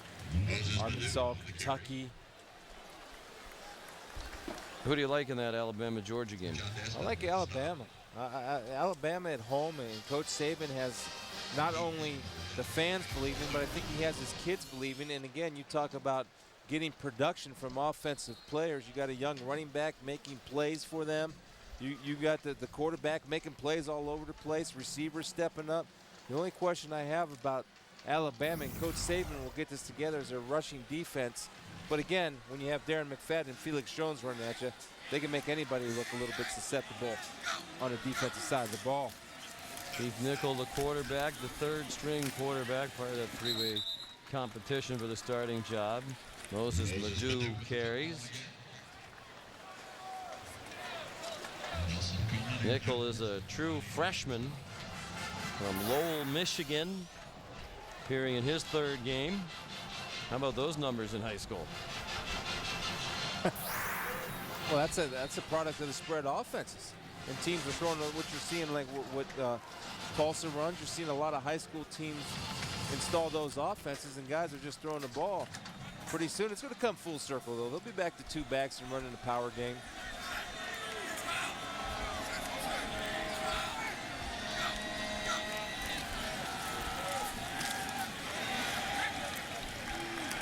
Ledoux carries for little or no gain, and here's Joe. Sean, I'll be at that Georgia-Alabama game tomorrow, broadcasting for ESPN Radio. And it's an interesting matchup with two young quarterbacks. You know, the Georgia quarterback, Matthew Stafford, told me he didn't feel as prepared as he should have been in a loss to South Carolina a couple of weeks ago. So he's been staying up late every night this week with a Nick Saban DVD. It shows all the different multiple schemes and blitz packages that Alabama has installed. That's what he's going to use. And Coach Saban, obviously, he can't get as detailed as he was with the NFL, but certainly he's a defensive-minded coach and has been very successful coaching at the collegiate level. And he'll get those kids playing hard, as he did at LSU, and he'll do that at Alabama. And the defense will be stout by the time it's all said and done. Mike Knoll to punt. They have two punters. We've seen Michael Cohen tonight. He handles the longer ones, and when they're looking for a shorter kick, they put Mike Knoll in there. Junior college transfer out of Scottsdale Community College in Arizona. You know the nickname of Scottsdale Community College? The Cactuses. One of my favorite nicknames in sports. We learned this at the College World Series this year. They have a very good baseball program there too. The Fighting Artichokes. Interesting. From Scottsdale Community College. You're a choke. Is that a fruit or a vegetable? I don't know. It's fighting, whatever it is. From the Fighting Artichokes when I mentioned it during the College World Series. I'd like a hat this time around, please. Bald guys like hats. And one for his partner. 37-yard punt by Knoll. The former choke did not choke there. 26 seconds to go. Disappointing result for Tulsa, but they are still picked to have a good year in Conference USA in the preseason poll. Picked to finish second in the West Division behind Houston. And a very good team coached by Art Briles. Another one I think of the coaches around the country does a great job and doesn't get very much attention for it. Yeah, there are a lot of them out there. And you look, they have UAB coming here next week and chance to bounce back. They'll put this one to bed, learn from it, and get ready for conference play. And four straight convincing wins for Oklahoma. Flag thrown as David Johnson threw one deep. The flag thrown in the secondary. Lindy Holmes was back there in coverage. Sideline warning on Tulsa. Wow. Better behave for the last 19 seconds down there, boys. I see the get him back coach down there. Getting them back. Yeah, he did a great job for 59 minutes and 41 seconds. A little lack of sideline discipline there at the end. Not a lot of room on the sideline here. Chapman Stadium. Looking forward to coming back next year when they have renovated this press box. Couple of suggestions for them. Air conditioning would be good and a men's room. And not necessarily in that order.